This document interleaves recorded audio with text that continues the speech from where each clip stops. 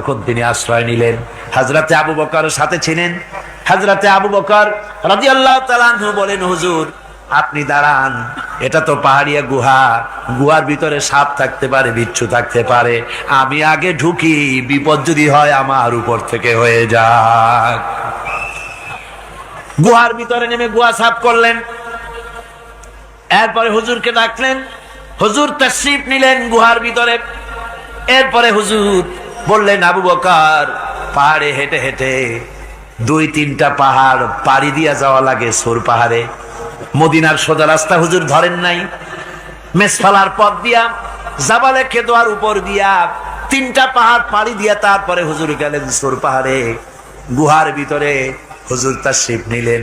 বললেন, আবু বকর তুমি বসো, তোমার উরুর উপরে মাথা রেখে আমি একটু আরাম করি। হযরতে আবু বকর বসলেন। হুজুর তার উরুর উপরে মাথা রেখে ঘুমায় গেলেন। আর এরপরে কাফির বেঈমানেরা তালাশ করতে করতে কাফেরেরা এসে গেল পায়ের চিহ্ন দেখে দেখে গর্তের কাছে। হযরত আবু বকর ভয়তে কেঁদে ফেললেন, আহারে আর তো উপায় নাই, এবার তো ধরা পড়ে গেছি, এবার নবীজিকে মেরে ফেলে দেবে। নবীর মহব্বতে, নিজের মহব্বতে নয়, নবীর মহব্বতে কাঁদতেছিলেন। হুজুর বলেন, হুজুরের ঘুম ভেঙে গেল। বলো আবু বকর কাঁদো কেন? ছেলের কথা, মেয়ের কথা, বিবির কথা, বাড়ির কথা মনে পড়লো নাকি?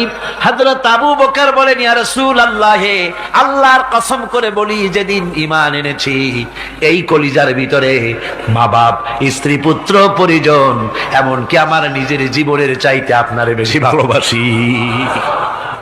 তা কাঁদো কেন? কাঁদো কেন? হযরত আবু বকর বলেন, হুজুর ধরা পড়ে গেছি, কাফেররা এসে গেছে গর্তের কাছে, তাকালি আমাদের দেখতে পাবে, আমরা তো মাইনরিটি, ওরা তো মেজরিটি, আমরা তো ধরে মারি ফেলাই দেবে, আপনাকে মেরে ফেলে দেবে, এই জন্য কাঁদি। আল্লাহ রাব্বুল আলামিন হুজুর তখন কি দৃঢ়তা, কি অবিচলতা, কি ধৈর্যের পাহাড় সম মনোবৃত্তি তখন দেখালেন। আল্লাহ কোরআন শরীফে চিরকাল যাতে মানুষেরা হেদায়েত নিতে পারে সেজন্য হুজুরের কথা উঠায় দিলেন কোরআনে। আল্লাহ পাক বলেন, ইযহুমা ফিল গার ইয ইয়াকুলু লিসাহিবিহি লা তাহজান ইন্নাল্লাহা মা'ানা। ও বন্ধু, ভয় পেও না, আল্লাহ আমাদের সাথে আছেন। সুবহানাল্লাহ গো, আল্লাহ আমাদের সাথে আছেন। আমরা মাইনরিটি নই, আমরাই মেজরিটি। আল্লাহ আছে আমার সাথে, ভয় পাওয়ার কোনো কারণ নেই। সুবহানাল্লাহ। আল্লাহ পাক বলেন, ফাআনজালাল্লাহু সাকিনাতাহু আলাইহি ওয়া আইয়াদাহু বিজুনুদিন লাম তারাওহা। আমি এদের অন্তরের ভিতরে আমি শান্তি নাজিল করে দিলাম, প্রশান্তি দিয়া দিলাম, আর আমি সাহায্য করলাম, আর এমন সব সৈন্য পাঠায় দিলাম যে সৈন্যগুলি তোমরা দেখতে পাও নাই। সুবহানাল্লাহ ওয়া বিহামদিহি। ভাইরা আমার, রাসূল করিম সাল্লাল্লাহু আলাইহি সাল্লাম এই বিপদের মাঝে, চরম বিপদের মাঝে অবিচলতা, দৃঢ়তা, কঠিন আত্মনির্ভরতা দেখিয়েছেন। এগুলি হলো ঈমানের 5 নম্বরের উপকারিতা। আল্লাহর প্রতি ঈমান আনলে এভাবে পাহাড় সম ঈমান মজবুত হয়ে যায়। জেলের পরোয়া করি না, ফাঁসির পরোয়া করি না, শহীদ হওয়ার পরোয়া করি না, মেরে ফেলে দেবে, উড়ায় দেবে, হত্যা করবে, পরোয়া করি না। পরোয়া করি কেবলমাত্র কাকে? জেলে বলেন কারে? এইরকম মুসলমান হাজার হাজার লাখ লাখ দরকার নাই, 313 জন যথেষ্ট। কয়জন যথেষ্ট? 313 জন যথেষ্ট। বদরে যারা জান দিয়ে, মাল দিয়ে দ্বীনকে প্রতিষ্ঠিত করেছিলেন, এরকম 313 জনই যথেষ্ট ছিল। এই দৃঢ়তা, এই অবিচলতা, এই ঈমান, এই ধৈর্য শিক্ষা দেয়, এই উপকার করে ঈমান বিল্লাহ। আল্লাহর প্রতি ঈমান আনলে এভাবে পাহাড়ের মতো শক্ত হয়ে যায় কলিজা। কোন আলহামদুলিল্লাহ। আমার বন্ধুগণ, এবার আমি বলবো সর্বশেষ উপকারের কথাটা বলি, মোনাজাত ছেড়ে দেব। কয়টার কথা বলছিলাম? উপকার 6টা উপকারের কথা বলেছি। অনেকগুলি বৈশিষ্ট্য, অনেকগুলি উপকারের মধ্যে আল্লাহর প্রতি ঈমানের 6টা উপকারের কথা 5টা বলা হয়ে গেছে, এবার 6ষ্ঠ নম্বর এবং শেষ নম্বর। এটা হচ্ছে আল্লাহর প্রতি ঈমান আনলে পরে তার দ্বারা সবচাইতে বেশি ফায়দা পায় সমাজ এবং রাষ্ট্র। কোন আলহামদুলিল্লাহ, কোন আলহামদুলিল্লাহ। আল্লাহর প্রতি ঈমানের দ্বারা নৈতিক সংশোধন হয় এবং রাষ্ট্র আর সমাজ সবচাইতে বেশি উপকৃত হয়। কারণ হলো ঈমানদার ব্যক্তি আল্লাহর প্রতি যে ঈমান এনেছে, তার মনের মধ্যে ধারণা এটা হয়, আমার কোনো কাজ তো গোপন থাকে না।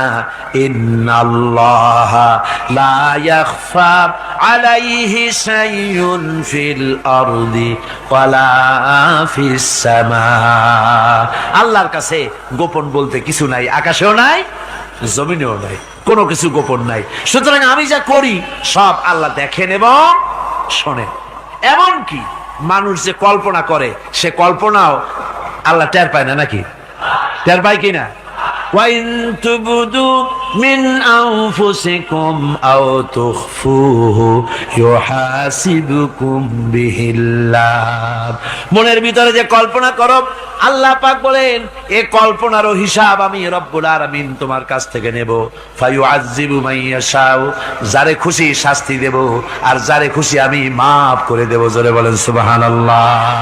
ফায়াগফিরু লিমান ইয়াশা ওয়া ইউআযযিবু মান ইয়াশা, যারে খুশি maaf করব, যারে খুশি শাস্তি দেব, কল্পনারও হিসাব নেব। এই কথা মুমিনের যদি জানা থাকে, তাহলে আর তার কোনো চিন্তা থাকে না, তার নৈতিক চরিত্র ভালো হয়ে যায়। কোন সুবহানাল্লাহ। আমার বন্ধুগণ, ঈমানদার লোক, আল্লাহর প্রতি ঈমান আসলে পরে সমাজ উপকৃত হয়, রাষ্ট্র উপকৃত হয়ে যায়। যেহেতু বান্দা জানে আমি দায়িত্বহীন কোনো কথা বলতে পারবো না, দায়িত্বহীন কোনো কাজ করতে পারবো না। আল্লাহ পাক বলেছেন, মা ইয়ালফিযু মিন কাউলিন ইল্লা লাদাইহি রাকীবুন আতীদ। বান্দা এমন কোনো কথা বলে না যে কথা আমার ফেরেশতারা রেকর্ড করে না রাখে। কাজী মুমিন ব্যক্তি আল্লাহর ভয়তে দায়িত্বহীন কথা বলবে না। নির্বাচন আসতে পরে রাস্তা সোনা দিয়ে বান্দায় দেব, এই করব সেই করব, না খাইয়া কেউ মরবেন না। আসে না নির্বাচনের সময় সারাগালি বদনারা মঞ্চে দাঁড়িয়ে কত বড় বক্তৃতা করে, ভাইয়ের আমার, বোনের আমার, এবার আমার বোতল মার্কা বাক্স, আপনারা আমাকে ভোট দিয়ে দেশ এবং জাতির আরেকবার 12:30 বাজাইবার সুযোগ দিন। এবার ক্ষমতায় গেলে কেউ না খাইয়া মরবেন না, কিন্তু কি খাইয়া মরবে তাও বলেন। এর মানে হতে অর্থ হচ্ছে এই, ওরা যদি ক্ষমতায় যেতে পারে তাহলে বিষ খাইয়া হোক, গুলি খাইয়া হোক, কিছু না কিছু খেয়ে মরতে হবে।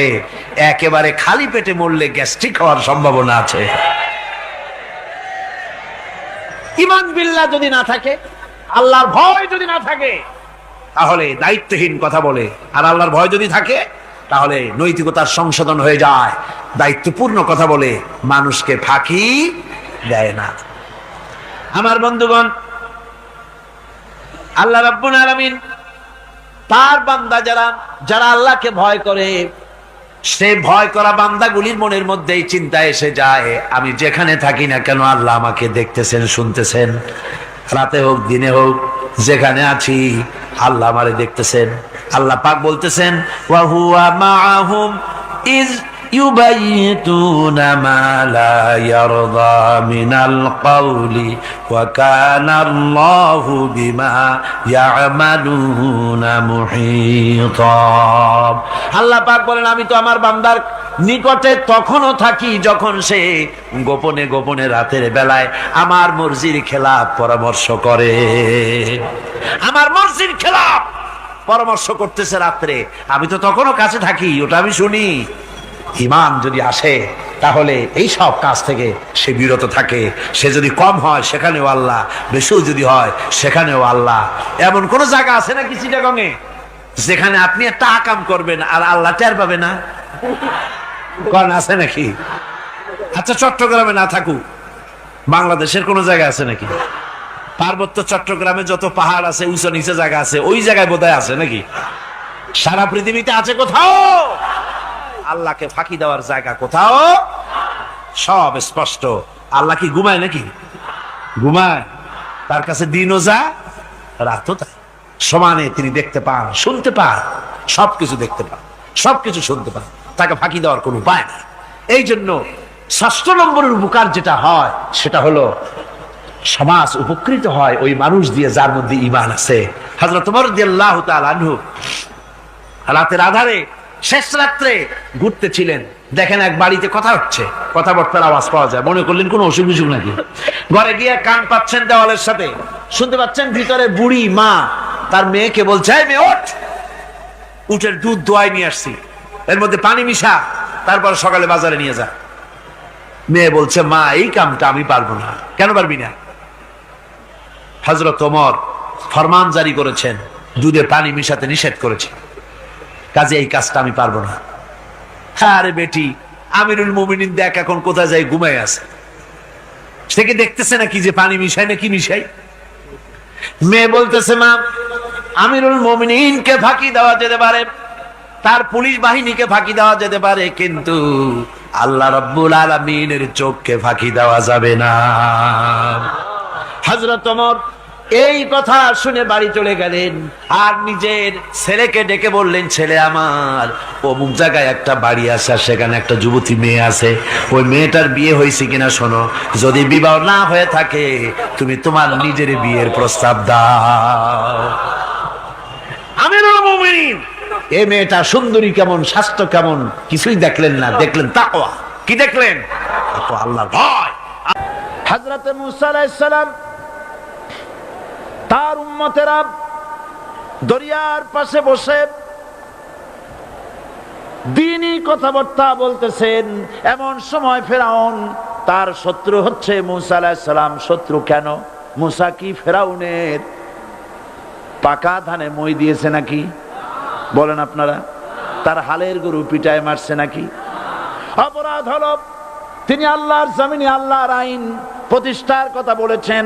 এই শুধুমাত্র এই অপরাধে ফেরাউন তার দলবল নিয়ে 3 দিক থেকে আক্রমণ করেছে। মুসা আলাইহিস সালামের উম্মতেরা ভয় পেয়ে গেছেন, তারা বলছেন, ইন্না লামুদরাকুন, আমরা পাকড়াও হয়ে গেছি। 3 দিকে সাড়াশি আক্রমণ, 3 দিকে শত্রু, একদিকে দরিয়া, পালাবার রাস্তা আছে? হযরত মুসা আলাইহিস সালাম ভয় পেয়ে গেলেন, সারেন্ডার করলেন না। হযরত মুসা আলাইহিস সালাম বললেন, কাল্লা, কখনো নয়, ভয় পাওয়ার কোনো কারণ নাই, রব্বি সায়াহদিন, অবশ্যই আমার রব আমার জন্য রাস্তা করে দিবেন। ভয় পাইও না, আমার রব রাস্তা করে দিবেন। আল্লাহ রাব্বুল আলামিন হযরত মুসা আলাইহিস সালামকে অর্ডার করলেন, হাতের লাঠি দিয়া দরিয়ার উপরে আঘাত করো। হযরত মুসা আলাইহিস সালাম দরিয়ার উপরে আঘাত করলেন। রাস্তা ছিল দরকার একটার, এক বাড়িতে আল্লাহর হুকুমে লাঠি দিয়ে একটি আঘাত করার সঙ্গে সঙ্গে হযরত মুসার তার সঙ্গী সাথী দরিয়া পার হওয়ার জন্য দরিয়ার মধ্যে দিয়ে আল্লাহ 12টা রাস্তা পয়দা করে দিলেন। সে আল্লাহ আছে না নাই? এত আসতে বলেন কেন? ভয় পাওয়ার কারণ আছে? রাষ্ট্র শক্তি বাধা দিয়েছে সমস্ত নবীদেরকে। কেন? নবীদের চরিত্র খারাপ? জোরে বলে, নবীদের চরিত্র খারাপ? নবীদের চাইতে মাসুম, বেগুনাহ, উন্নত চরিত্রের মানুষ আল্লাহর আকাশের নিচের জমিনের উপরে আর হয় নাই। তোমরা যে সামনে তাদের পিছনে দৌড়াও, অমুকের সৈনিক, নেতা নেতা করে মরো, এইসব নেতা যাদের পিছনে দৌড়াও, এই নেতাগুলি, আমি জিজ্ঞেস করি আপনাদেরকে, এই নেতাগুলি জীবনে একবারও জিনা করে নাই? এ ব্যাপারে অনুসারীরা আপনারা কি নিশ্চিত? মিথ্যা কথা জীবনেও কয় নাই, প্রতারণা করে নাই, ঠাট্টা করে নাই, বিদ্রুপ করে নাই, মদ খায় নাই, মানুষ হত্যা করে নাই। কিসের নেতা? নেতা হচ্ছেন সেই ব্যক্তি যিনি বলেছেন, ও আমার স্ত্রীরা, ও আমার সাহাবীরা, রাতের আধারে আমার মধ্যে যে আচরণ দেখতে পাও, দিনের আলোতে আমার মধ্যে যা দেখতে পাও সবগুলি খুলে খুলে মানুষের কাছে বলে দাও। তার নাম বিশ্বনবী মুহাম্মদ রাসূলুল্লাহ সাল্লাল্লাহু আলাইহি ওয়াসাল্লাম।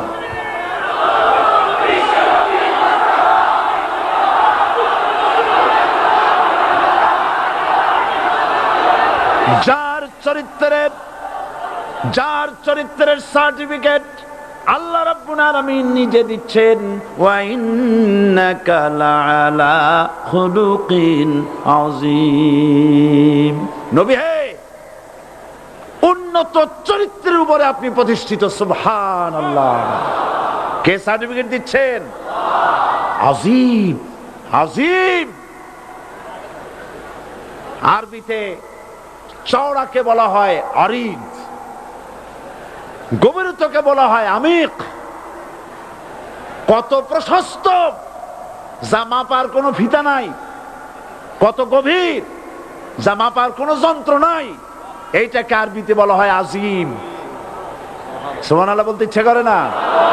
ও নবী, তোমার চরিত্র এমন যা মাপার মতো যন্ত্র পৃথিবীতে নাই। এই সার্টিফিকেট দিলেন কে? নিকটবর্তী হয়ে যাও। সিজদা দিলেই আল্লাহর নিকটবর্তী হওয়া যায়। কোন সুবহানাল্লাহ। সাহাবী, আল্লাহর নবীর সাহাবী প্রশ্ন করেছেন, নবীজি, বান্দা কখন আল্লাহর নিকটবর্তী হয়ে যায়? নবীজি বলেছেন, বান্দা যখন সিজদা দেয় তখন আল্লাহর বান্দার মাঝে কোনো হিজাব থাকে না। একদম আল্লাহ পাকের নিকটবর্তী হয়ে যায় বান্দা যখন সিজদায় পড়ে যায়। সুতরাং নামাজ হচ্ছে নিকটবর্তী হওয়া, সালাত এটা হচ্ছে নিকটবর্তী হওয়া। নামাজ ফরজ হওয়ার কারণ হচ্ছে এই যে মানুষ আল্লাহর বান্দা বা গোলাম হিসেবে সৃষ্টি হয়েছে, তাই একমুখী হয়ে এর বন্দিগি করা এটা হচ্ছে তার স্বাভাবিক একটা প্রকৃতি। আল্লাহ রাব্বুল আলামিন এই প্রকৃতির দাবি মিটাবার জন্যই নামাজের ব্যবস্থা করেছেন। মানুষের ফিতরত, মানুষের নেচার, মানুষের ফিতরত হচ্ছে এই যে কারো না কারো কাছে মাথা নত করা, হাত জোড় করা, মাথা নত করা, সার্বভৌমত্বের মালিক কাউকে মনে করা। হাত জোড় করতে হলে, মাথা নত করতে হলে, সার্বভৌমত্বের মালিক হিসেবে কাউকে গ্রহণ করতে হলে আল্লাহর বিকল্প কেউ আছে নাকি? ইসলামের মূল দাওয়াতটা হলো ফিতরাত অনুযায়ী দাওয়াত দেওয়া হয়েছে। মানুষ যেন মাথা নত করে, গোলামি করে। এজন্য আল্লাহ রাব্বুল আলামিন বলেছেন যে আমি মানুষ এবং জিনকে সৃষ্টি করেছি, তার কারণটাই হলো মা খালাকতুল জিন্না ওয়াল ইনসা ইল্লা লিয়াবুদুন। মানুষ আর জিন জাতিকে সৃষ্টি করা হয়েছে ইবাদতের জন্য, গোলামির জন্য। ইবাদত আর গোলামি এটাই করতে হবে। গোলামি করতে হবে, দাসত্ব করতে হবে। আর এই দাসত্ব, আল্লাহর আনুগত্যই গোলামির দাওয়াত দিয়েছেন দুনিয়ার সব নবীরা। কোন নবী বলেন নাই যে আমার গোলামি করো। কেউ বলেছেন? বলেন জোরে, কেউ বলেছেন? আল্লাহ পাক বলেন, ওয়ালাকাদ বা'আসনা ফি কুল্লি উম্মাতির রাসূলা আন ইবুদুল্লাহা ওয়াজতানিবুত তাগুত। প্রত্যেক জাতির জন্য আমি রাসূল প্রেরণ করেছি। তারা মানুষকে দাওয়াত দিয়েছেন এই কথা বলে যে এক আল্লাহর গোলামি করো, তিনি ছাড়া কোনো ইলাহ নাই, আইনদাতা নাই, বিধানদাতা নাই। তার গোলামি, তার সামনে মাথা নত করে দাও। নামাজ হচ্ছে তাওহীদের অবশ্যম্ভাবী এক বহির্প্রকাশ। তাওহীদের জন্য তাওহীদবাদী মানুষ যারা, তাদেরকে নামাজ আদায় করতেই হবে। আকীদা বিশ্বাসের দিক থেকে তাওহীদ যদি হয় পুরা দ্বীনের মূল উৎস, তাহলে আমলের দিক থেকে নামাজ হচ্ছে পুরা দ্বীনের মূল ভিত্তি। নামাজ হচ্ছে আমলের মূল ভিত্তি। এর বাস্তবায়ন ছাড়া দ্বীন পূর্ণ হয় না। নামাজ মুমিনের কেবলমাত্র একটি উত্তম আমলই নয়, বরং নামাজ হচ্ছে ঈমানের মূল ভিত্তি। যার কাছে নামাজ নাই তার কাছে কিছুই নাই। রাসূল করিম সাল্লাল্লাহু আলাইহি ওয়াসাল্লাম বলেছেন যে নামাজ যে ব্যক্তি পড়ে না, আল্লাহ পাকের সাথে তার কোনো সম্পর্ক বাকি থাকে না। সুতরাং এই নামাজটা হচ্ছে এই যে একমাত্র একাগ্র চিত্তে আদবের সাথে আল্লাহর সামনে রুজু হয়ে যাওয়া। কোরআনে কারীম বলছে মুনিবিনা ইলাইহি ওয়াত্তাকুহু ওয়া আকিমুস সালাতা ওয়া লা তাকুনু মিনাল মুশরিকিন। তোমরা আল্লাহর দিকে রুজু হয়ে যাও এবং তাকে ভয় করে অন্যায় কাজ থেকে বিরত থাকো, আর নামাজ কায়েম করো, মুশরিকদের অন্তর্ভুক্ত হয়ে যেও না। নামাজ কায়েম করা, নামাজের আদেশ কোরআনে কারীমের মধ্যে আল্লাহ পাক বহু জায়গায় করেছেন। ঈমানের পর নামাজই হচ্ছে সবচেয়ে বড় জরুরি। একজন মানুষ ঈমান আনলো, যেমন কালকে একজন ঈমান এনেছে, ঈমান আনার সাথে সাথে তার প্রথম কাজ কি বলুন? বলেন প্রথম কাজ কি? ফজরের নামাজের আগে একজন ইসলাম কবুল করলেন, তার প্রথম দায়িত্ব নামাজকে আদায় করে দেওয়া, ফজরের নামাজ পড়াম। জোহরের আগে কেউ ঈমান আনলো, তার প্রথম দায়িত্ব জোহরের নামাজ আদায় করা। আসরের নামাজের আগে ঈমান এনেছে, তার প্রথম দায়িত্ব হলো আসরের নামাজ আদায় করা। তার মানে হলো ঈমান আনার পর একজন ঈমানদারের প্রথম দায়িত্ব হচ্ছে নামাজ। গুরুত্বপূর্ণ বিষয়, খুব ভালো করে শুনতে হবে, ইয়াদ রাখতে হবে প্রত্যেকটি মুসলমানের। এই নামাজ কি জিনিস, কেমনে আদায় করতে হবে, আদায় না করলে কি হবে, গুরুত্বপূর্ণ এই কথাগুলি প্রত্যেকের স্মরণ রাখতে হবে। কিয়ামতের দিন মানুষ যে জাহান্নামে যাবে, জাহান্নামের জন্য, জাহান্নামে যে সব কারণে যাবে তার মধ্যে বড় কারণ কালকে বলেছিলাম, দেখি মনে আছে নাকি? বড় কারণ কয়টা? কয়টা? আলহামদুলিল্লাহ মনে আছে। আল্লাহ রাব্বুল আলামিন বলেন ইয়াতাসাআলুনা আনিল মুজরিমিন, কিয়ামতের দিন অপরাধীদেরকে জিজ্ঞেস করা হবে মা সালাকাকুম ফি সাকার, জাহান্নামে কেন আসছো? জবাবে তারা বলবে ক্বালু লাম নাকু মিনাল মুসাল্লিন ওয়া লাম নাকু নুতঈমুল মিসকিন, নামাজ পড়ি নাই আর এতিম মিসকিনদের খেতে দেই নাই, এই কারণেই জাহান্নামে এসেছি। কল নাউযুবিল্লাহ। নামাজ যারা পড়বে না জাহান্নামে যেতে হবে। কোথায় যেতে হবে? আকীদাগত দিক থেকে ঈমান হলো তাওহীদের স্বীকৃতি, আর আমলের দিক থেকে নামাজ হচ্ছে তাওহীদের বহিঃপ্রকাশ। আপনি মুসলমান তা প্রমাণ হবে নামাজ দিয়ে। নামাজহীন ঈমানের দাবি মূল্যহীন। যার নামাজ নাই তার ঈমানের দাবি করার কোনো মূল্যই নেই। অনেক এরকম কথা বলে, হুজুর আমি মানুষটা নিতান্ত খারাপ না, যাই মনে করেন, গ্রামে রাস্তা বানাইছি, ব্রিজ করে দিয়েছি, কালভার্ট করেছি, এতিম মিসকিনরে তাও মাঝে মধ্যে খাবার দেই, বিধবারে কাপড় চোপড় দেই, মানুষটা আমি নিতান্ত খারাপ না, তবে এই মাঝে মধ্যে একটু নামাজ পড়ি না, তাতে কি আমার ঈমান নষ্ট হয়েছে নাকি? আমি বলি ভাই ঈমানই তো নাই, নষ্ট হবে কি? ঈমান থাকলে না নষ্ট হবে? ঈমান নাই। সুতরাং একজন মুসলমান যদি নামাজ না পড়ে নিজেকে মুসলমান বলে দাবি করার কোনো হক তার নাই, দাবি করার অধিকার নাই। নামাজ হচ্ছে জিন্দেগি, নামাজটাই মূলত জিন্দেগি। নামাজটা কি? জিন্দেগি। আল্লাহ রাব্বুল আলামিন শিখাচ্ছেন কুল ইন্না সালাতি ওয়া নুসুকি ওয়া মাহইয়ায়া ওয়া মামাতি লিল্লাহি রাব্বিল আলামিন। মুহাব্বতের সাথে সবাই পড়েন কুল ইন্না সালাতি ওয়া নুসুকি ওয়া মাহইয়ায়া ওয়া মামাতি লিল্লাহি রাব্বিল আলামিন। বলো আমার নামাজ, বলো আমার নামাজ, আমার কোরবানি, আমার হায়াত, আমার মত সবকিছুই আল্লাহ রব্বুল আলামিনের জন্য নিবেদিত। আমার বেঁচে থাকা, আমার মরে যাওয়া সব আল্লাহর জন্য। সে আল্লাহ রব্বুল আলামিন, তার জন্য সবকিছু নিবেদিত করতে হবে। আল্লাহ পাকের গোলাম আমাদের বানিয়েছেন, আল্লাহ আমাদের গোলামি করা লাগবে। আর গোলামির নমুনা যাকাত দিয়া, হজ দিয়া, দান দিয়া, সদকা দিয়া, কোন জিনিস দিয়ে নামাজের মতো গোলামির উৎকৃষ্ট প্রমাণ বা নমুনা আর কিছুতে নাই। আমি যে গোলাম তার উৎকৃষ্ট প্রমাণ হচ্ছে নামাজ। নামাজেই একটা মানুষ গোলামির অনুভূতিতে তাকে নিয়ে যায়। বাদশাহ হোক, মন্ত্রী হোক, পীর হোক, মৌলানা হোক, মুহাদ্দিস হোক, বড় লোক হোক, গরিব হোক, পুরুষ হোক, নারী হোক, যাই হোক, নামাজে দাঁড়াইলো, একেবারে কান্ডারে ধরিয়া কানের কাছে হাত দিয়া, হাত দুটো বাঁধিয়া মাথা নিচের দিকে দিয়ে দাঁড়ায় গেল। কিসের মতো? আসামির মতো, গোলামের মতো। সুবহানাল্লাহ।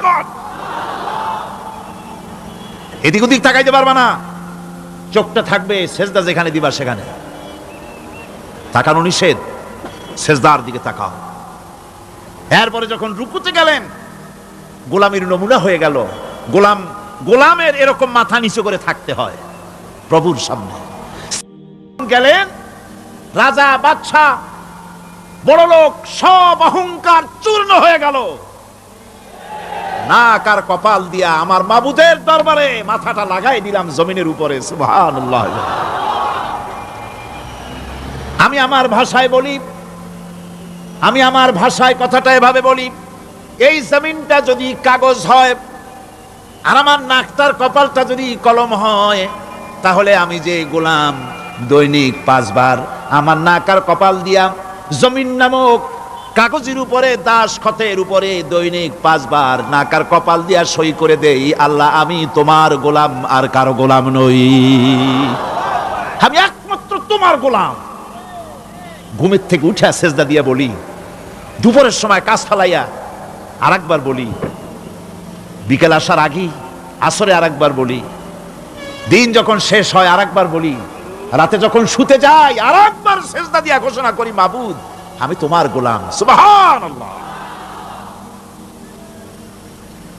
নামাজ হচ্ছে ইসলামের গণ্ডির মধ্যে প্রবেশের প্রমাণ। কোরআনে কারীম বলছে, ফাইন তাবু ওয়া আকামুস সালাতা ওয়া আতাউজ যাকাতা ফাইখওয়ানুকুম ফিদ্দীন। সূরা তওবা এসেছে। তারা যদি তওবা করে আর নামাজ কায়েম করে, যাকাত যদি আদায় করে, তাহলে এখন তোমাদের সে দ্বীনি ভাই, এখন ভাই হয়ে গেল। একটু আগে ছিল কাফের মুশরিক, এখন তোমার দ্বীনি ভাই। দ্বীনের গণ্ডির মধ্যে প্রবেশ করা, কলেমা পড়ার সাথে সাথেই নামাজ। নামাজ হচ্ছে দ্বীনের প্রধান গেট, দ্বীনের প্রধান তোরণ। দ্বীনের মধ্যে প্রবেশ করার জন্য এই গেট দিয়ে প্রবেশ করতে হবে। সুতরাং এই নামাজের এতই গুরুত্ব দেওয়া হয়েছে। ইসলাম যদি ক্ষমতায় আসে, আল্লাহ যেন এনে দেন, জোরে কোন আমিন। ইসলাম যদি ক্ষমতায় এসে যায়, রব্বুল আলামিন তাফসীরে মাহফিল কোরআন সামনে নিয়া আশা করে তোমার দরবারে দোয়া করি, এই বিশাল জনসমুদ্রের দোয়া কবুল করো মাবুদ গো, এই বাংলাদেশকে ইসলামের দেশ বানাইয়া দাও। দেশটা যদি ইসলামের হয়ে যায়, আইন যদি আল্লাহর হয়, শাসন যদি সৎ লোকেরা করে, রব্বুল আলামিন কোরআন শরীফে বলেন, তাহলে তারা 4টা কাজ করবে। আল্লাযীনা ইমাক্কান্নাহুম ফিল আরদ আকামুস সালাতা ওয়া আতাউজ যাকাত ওয়া আমারু বিল মা'রুফি ওয়া নাহাউ আনিল মুনকার।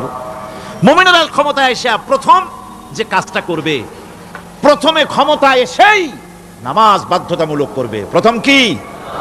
ওয়াজ নসিহতে অনুরোধ করা হবে না, বাবাজিরা আল্লাহর রাস্তায় নামাজটা পড়ে না। রেডিও এবং টেলিভিশনের মাধ্যমে রাষ্ট্রপ্রধান অর্ডার করে দিবেন, যারা আকেল বালিগ সকলের জন্য নামাজ বাধ্যতামূলক, নামাজ পড়তেই হবে, এটা অর্ডার। বেলা যখন 1টা বেজে যাবে, বেলা যখন 1টা বাজবে, সমস্ত মসজিদে আজান শুরু হয়ে যাবে। আজানের সাথে সাথে অফিস, আদালত, কল কারখানা, ক্ষেত খামার, শিক্ষাঙ্গন সব ডেডলক হয়ে যাবে। আধা ঘন্টার জন্য বন্ধ হয়ে যাবে। যারা মুসলমান অফিসে, কলেজে, ইউনিভার্সিটিতে, সর্বত্র তারা নামাজের জন্য প্রস্তুতি নেবেন। আধা ঘন্টার ভিতরে নামাজ আর খানা সেরে আবার কলেজ চলবে, বিশ্ববিদ্যালয় চলবে, কল চলবে, কারখানা চলবে, ক্যান্টনমেন্ট চলবে, সেক্রেটারিয়েট চলবে, সব আপন গতিতে চলতে থাকবে। আল্লাহর রহমত, বরকত আকাশ ফেরে নাজিল হয়ে যাবে। আর এই অর্ডার যে দেওয়া হবে, নামাজ পড়বেন সেখানে। থানায় যখন আজান হবে, থানায় আজান হয়ে গেছে, থানার স্টাফ, পুলিশ যারা আছে, জামাতে খাড়া হয়ে যাবে, ইমামতি করবেন ওসি সাহেব। এসপির অফিসে এসপি সাহেব ইমামতি করবেন, ডিসি সাহেব তার অফিসে ইমামতি করবেন, মন্ত্রী সেক্রেটারিয়েট ইমামতি করবেন, প্রেসিডেন্ট বঙ্গভবন ইমামতি করবেন, বিশ্ববিদ্যালয়ের ভাইস চ্যান্সেলরের ইমামতিতে সে জায়গার মুসলমান ছাত্র ছাত্রী, শিক্ষক শিক্ষয়িত্রী এক জামাতে নামাজ আদায় করবে। এই যদি হয় চিত্র দেশের, অপরাধ থাকবে? থানায় ওসি সাহেব নিজেই যদি জামাতের ইমামতি করেন, এইভাবে নামাজ আদায় করেন পুলিশদের নিয়ে জামাতে, ঘুষ আর খাবে তারা? এসপি সাহেবের অফিসে, ডিসি সাহেবের অফিসে মন্ত্রীরা যদি ভাবে নামাজ কায়েম করে, তাহলে কি অন্যায় অপরাধ কিছু থাকবে সমাজে? থাকবে না। সুতরাং নামাজ বাধ্যতামূলক করে দেওয়া হবে। নামাজ বাধ্যতামূলক, সকলকে নামাজ পড়তে হবে। নামাজ হচ্ছে অপকর্মের প্রতিবন্ধক। নামাজ পড়লে অন্যায় কাজ থেকে বাঁচার পর, অন্যায় থেকে বাঁচায় কিসে? নামাজ। আল্লাহ রাব্বুল আলামিন বলেন, উতলু মা উহিয়া ইলাইকা মিনাল কিতাবি ওয়াকিমিস সালাম ইন্নাস সালাতা তানহা আনিল ফাহশাই ওয়াল মুনকার। হে নবী, এই কিতাব তেলাওয়াত করো, যা তোমার প্রতি অবতীর্ণ করা হয়েছে, এই কিতাব তেলাওয়াত করো আর নামাজকে প্রতিষ্ঠা করো। নিঃসন্দেহে নামাজ মানুষকে পাপাচার থেকে বাঁচায়া দেয়। অশ্লীলতা, পাপাচার থেকে মানুষকে বাঁচায় কে? জোরে চিল্লায় এখন কে? নামাজ। এই নামাজ মানুষকে অন্যায় কাজ থেকে বাঁচায় দেয়।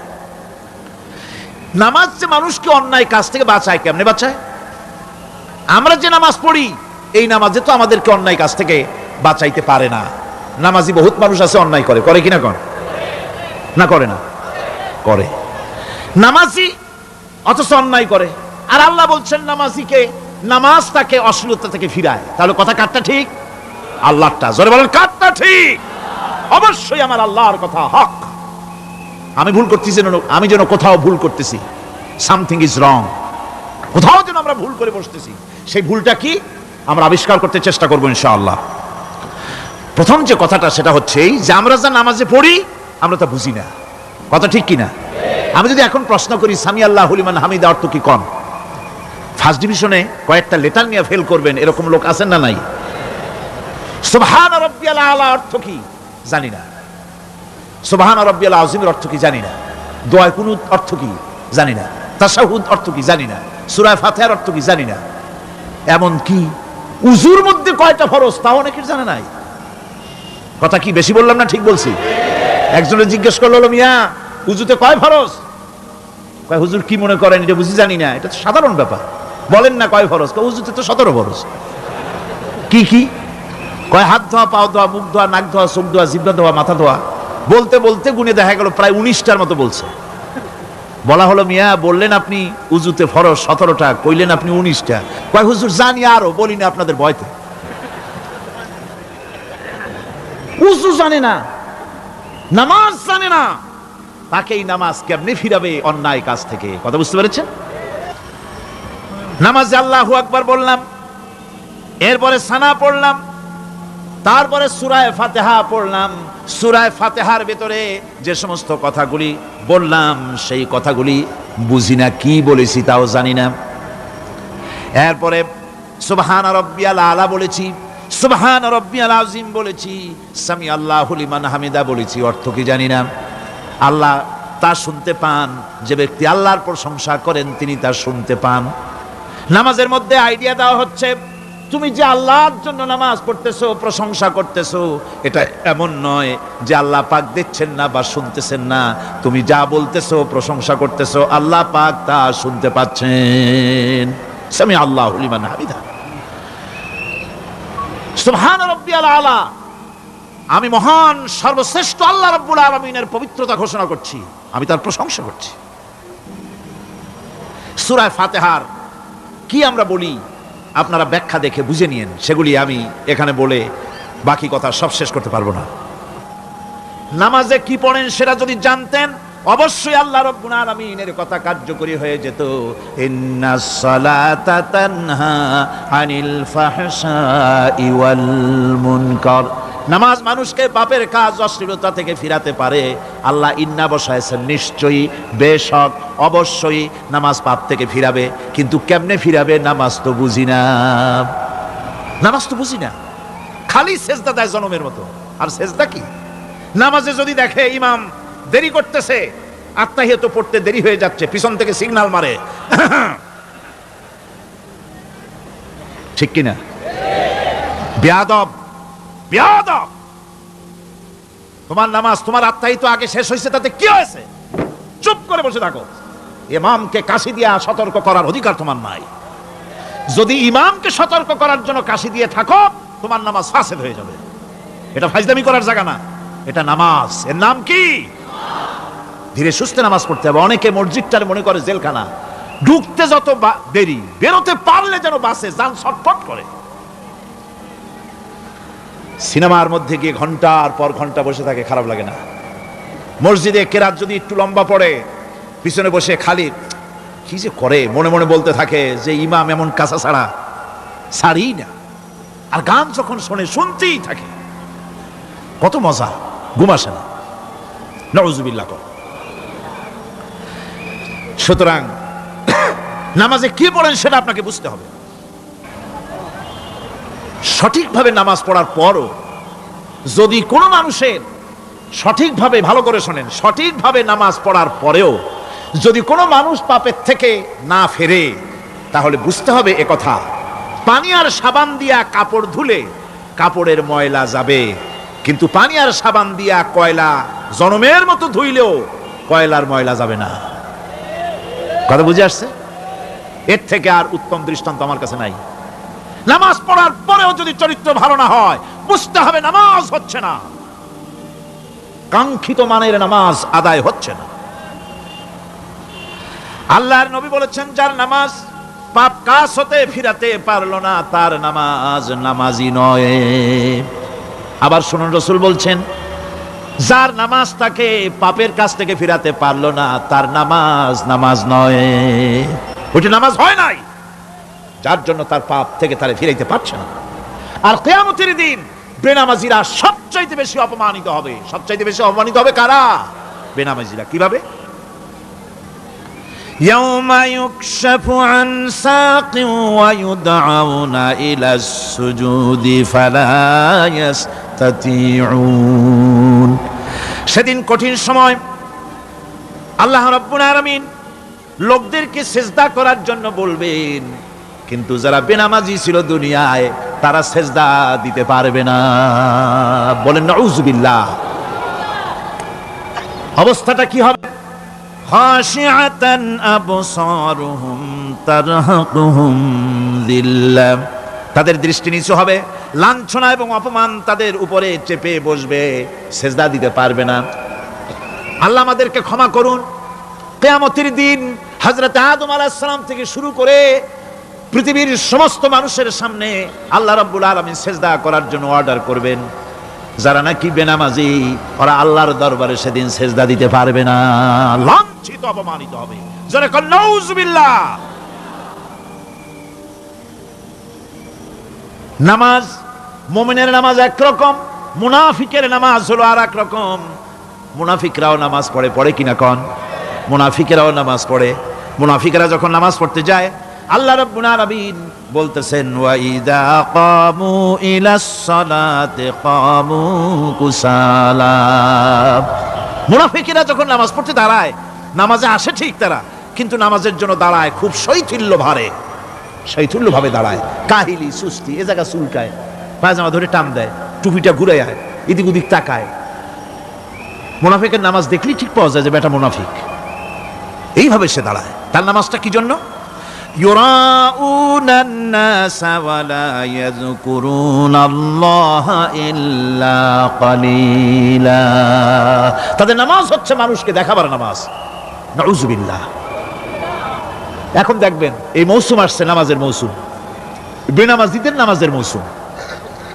জনসভা হচ্ছে, নির্বাচন আসতেছে, নামাজে রক্ত হয়ে গেছে, তাড়াতাড়ি আজান হয়ে গেল, টুপি না থাকলে রুমাল একটা মাথায় দিল, উজু আছে কি না আছে, আল্লাহু আকবার, যা আছে কপালে হয়ে যাক।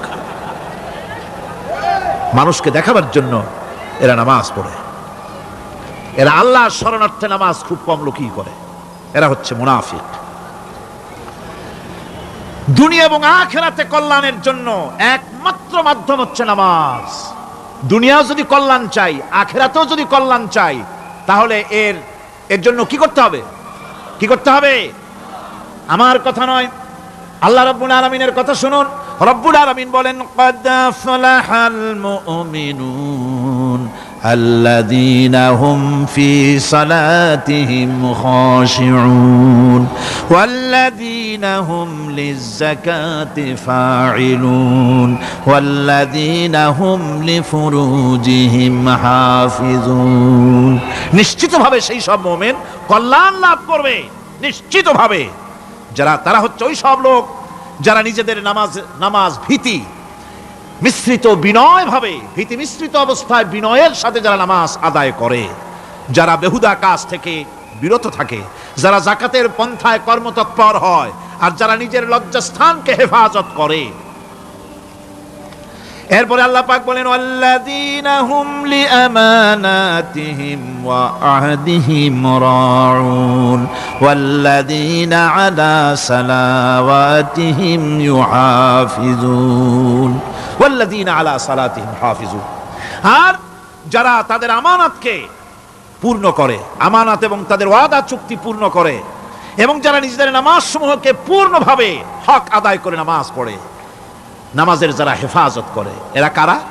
এরা হচ্ছে উলাইকা হুমুল ওয়ারিসুন আল্লাযীনা ইয়ারিসুনাল ফিরদাউসা হুম ফিহা খালিদুন। এরা হচ্ছে সেই সব লোক, এরা উত্তরাধিকার হচ্ছে জান্নাতের উত্তরাধিকার, জান্নাতুল ফিরদাউসে আল্লাহ রাব্বুল আলামিন এই গুণ বিশিষ্ট লোকদের জন্য জায়গা করে দিবেন। জোরে কোন সুবহানাল্লাহ। নামাজকে পড়তে বলা হয়নি, কোরআন শরীফে বলা হয়েছে নামাজ কায়েম করো। কি বলা হয়েছে কন্ত দেখি? নামাজ কায়েম করো, নামাজ পড়ো। এই কথা কিন্তু কোরআন শরীফে কোনো জায়গায় আছে নাকি? এখন কায়েম করা কারে বলে? একটা গুরুত্বপূর্ণ আরেকটি বিষয়, নামাজ কায়েম করতে বলা হয়েছে। কায়েম কি? কায়েমটা হচ্ছে দৃষ্টান্ত স্বরূপ বলা যায় যে জিনিসটা সমাজে প্রতিষ্ঠিত আছে ওইটারে বলে কায়েম হওয়া, আর যেটা প্রতিষ্ঠিত নাই ওটা কায়েম নাই। কায়েম মানেই হলো প্রতিষ্ঠিত থাকা। যেমন আমাদের দেশে, আমাদের সমাজে নারী পুরুষ শিশু বৃদ্ধ সকলেই কাপড় পরা, শাড়ি পরা, লুঙ্গি পরা, এই কাপড় পরাটা কায়েম আছে, প্রতিষ্ঠিত আছে না নাই? যার কারণে কাপড় পরা সমাজে কায়েম আছে বলে উলঙ্গ মানুষ সমাজে খুঁজে পাওয়া যায় না, পাগল ছাড়া। ঠিক কিনা? একটা বাচ্চাকেও যদি উলঙ্গ হতে বলেন এখানে, 5 বছর 6 বছরের একটা বাচ্চাকেও, সে কিন্তু রাজি হবে না। ঠিক কিনা? যেহেতু কাপড় পরা সমাজে প্রতিষ্ঠিত আছে সেহেতু উলঙ্গ মানুষ পাওয়া যায় না, কাপড় পরাটাই এখানে প্রতিষ্ঠিত। সুতরাং এখন অবস্থাটা এই হয়েছে, কাপড় পরা প্রতিষ্ঠিত আছে বলে কোন উলঙ্গ মানুষ এসে যদি এই মঞ্চে দাঁড়ায় আর বলে আমাকে একটু বক্তৃতা করতে দেন, আপনারা কি করবেন? মঞ্চে তো উঠতেই দিবেন না। উলঙ্গ মানুষ যদি কোনো চাকরি নিতে যায় ইন্টারভিউতে, তাকে লাইনে দাঁড়াইতে দেবে? দেবে না। এমনকি উলঙ্গ হয়ে যদি বাড়িতে প্রবেশ করে, তার বউ দূর দূর করে তাড়ায় দেবে। ঠিক কিনা? যেহেতু সমাজের ভিতরে কাপড় প্রতিষ্ঠিত আছে, সেই জন্য এই উলঙ্গ মানুষ পাওয়া যায় না। অনুরূপ ভাবে নামাজ যদি প্রতিষ্ঠিত হতো সমাজের ভিতরে, তাহলে বেনামাজি খুঁজে পাওয়া যেত না। চাকরি করতে গেলে সেখানে নামাজ মানদণ্ড হয়ে যেত, নামাজ পড়ে কিনা তা দেখে নেওয়া হতো। বেনামাজি লোক পাওয়াই যেত না যদি প্রতিষ্ঠিত থাকতো। প্রথম প্রশ্নই হতো তুমি নামাজ পড়ো কিনা। ইলেকশনে যদি একজন উলঙ্গ মানুষ এসে দাঁড়ায়, ভাইরা এবার আমার বোতল মার্কা বাক্স, উলঙ্গ মানুষ এসে ভোটে দাঁড়াইছে, আপনারা ভোট দিবেন? দিবেন। ওইটা কাপড় প্রতিষ্ঠিত আছে বলে, লুঙ্গি প্রতিষ্ঠিত সমাজে আছে বলে উলঙ্গ মানুষকে আপনি ভোট দিবেন না। নামাজ যদি প্রতিষ্ঠিত থাকতো সমাজে, বেনামাজি মানুষ যদি এসে মঞ্চে দাঁড়ায়া যতই বলতো আমি ক্ষমতায় গেলে এই করব সেই করব, নামাজ প্রতিষ্ঠিত থাকলে পরে বেনামাজিরে কেউ ভোট দিত না। নামাজ যদি প্রতিষ্ঠিত থাকতো তাহলে অফিসের অফিসার তো দূরের কথা, বেনামাজি অফিসের ঝাড়ুদারের চাকরিও তার কিসমতে জুটতো না যদি নামাজ প্রতিষ্ঠিত থাকতো। এর নাম হলো নামাজ কায়েম হওয়া। নামাজ কায়েম থাকলে এই অবস্থার সৃষ্টি হতো। এই জন্য আল্লাহ পাক বলেছেন নামাজকে কায়েম করতে হবে, নামাজ হবে সব ভালো কাজের মানদণ্ড। সমস্ত ভালো কাজের মানদণ্ড কি? নামাজ। নামাজ আমাদেরকে বড় রকমের শিক্ষা দেয়। কি শিক্ষা দেয়? নামাজ আমাদের শিখায় ঐক্য আর ভ্রাতৃত্ব, ভ্রাতৃত্বের আর ঐক্যের শিক্ষা দেয়। এক নেতার আনুগত্য করা শিখায়। জামাত যত বড় হোক, ইমাম হবে কয়জন? একজন ইমাম হবে। আর এই ইমাম মানে কি? নেতা। ইমাম মানে কি? নেতা নির্বাচন শিখায় নামাজে। নেতা নির্বাচন কে শিখায়? নামাজ শিখায়। বোঝেন খুব ভালো করে। কিভাবে? মনে করুন চট্টগ্রাম শাহী মসজিদে ইমাম প্রয়োজন। এখন সেই ইমাম নেওয়ার জন্য ইন্টারভিউ কল করা হলো, বিজ্ঞাপন দেওয়া হলো পত্রিকায়। অনেক আলেম আসলেন। ইন্টারভিউ বোর্ডে যারা বসলেন তারা ইন্টারভিউটা কিভাবে নেবেন? যার মাথার চুল লম্বা বেশি তার ইমামতি দেওয়া হবে, যার লুঙ্গিটা পায়ের গিরার তলে তারে দেওয়া হবে, যার মোষটা মুখের মধ্যে গিয়া ঢুকছে, হাসি দিলে বুঝাই যায় না হাসে না কান্দে, তারে দিবে। দাড়িগুলা কামাইছে তারে দেবে। সিগারেট খায় বা অবশ্য চট্টগ্রাম আর সিলেটে সিগারেটের ফতোয়া ভিন্ন রকম। বরিশালে আমি যেখানে জন্মগ্রহণ করেছি, আমার এলাকায় কোনো আলেম যদি সিগারেট খায়, মসজিদের ইমাম তো ভালো, মসজিদ ঝাড়ু দিতেও ঢুকতে দেবে না মসজিদে। এটা এই এলাকার এক রকমের কায়দা। আমি এটার ব্যাপারে কথা নাইবা বললাম। তো আপনারা খুঁজে দেখবেন সে সিনেমা দেখে নাকি, মিথ্যা কথা বলে নাকি, বউ পর্দায় থাকে নাকি। এগুলি মাইক্রোস্কোপ যন্ত্র দিয়ে ইমামের মাথা থেকে পা পর্যন্ত দেখবেন কিনা কন? আচ্ছা এবার কত দেখি, এই ইমাম সাহেব ইমামতি করবে কতজন লোকের? 500, 1000। শাহী মসজিদে ধরেন 5000 লোক হইল। 5000 লোক, 5000 লোকের ইমাম নির্বাচনের সময় পা থেকে শুরু করে মাথা পর্যন্ত দেখেন, এমনকি বউ পর্যন্ত। বৌমনি আনিয়ে দেখেন না, পর্দায় থাকে কিনা এইটা আপনারা দেখেন, ঠিক কিনা? এ খবরটা নেন। 5000 লোকের একটা ইমাম বানাতে গিয়ে মাইক্রোস্কোপ যন্ত্র দিয়ে দেখেন মোষ কেমন, দাড়ি কেমন, চুল কেমন, পাও কেমন, হাত কেমন, হাতে নখ লম্বা কিনা, দাঁতে ছাতা কিনা, বউ পর্দায় থাকে কিনা, মিথ্যা কথা কয় কিনা, এত দেখেন। আর যখন নির্বাচন আসে তখন 2.5 থেকে 3 লক্ষ মানুষের জন্য একজন এমপি নির্বাচিত হয়। সেই ইমামকে বাছাই করার জন্য নামাজ পড়ে কিনা, জিনাকার কিনা, মদখোর কিনা, সুদখোর কিনা, ঘুষখোর কিনা, বদমাশ কিনা বাছাই করা হয় না।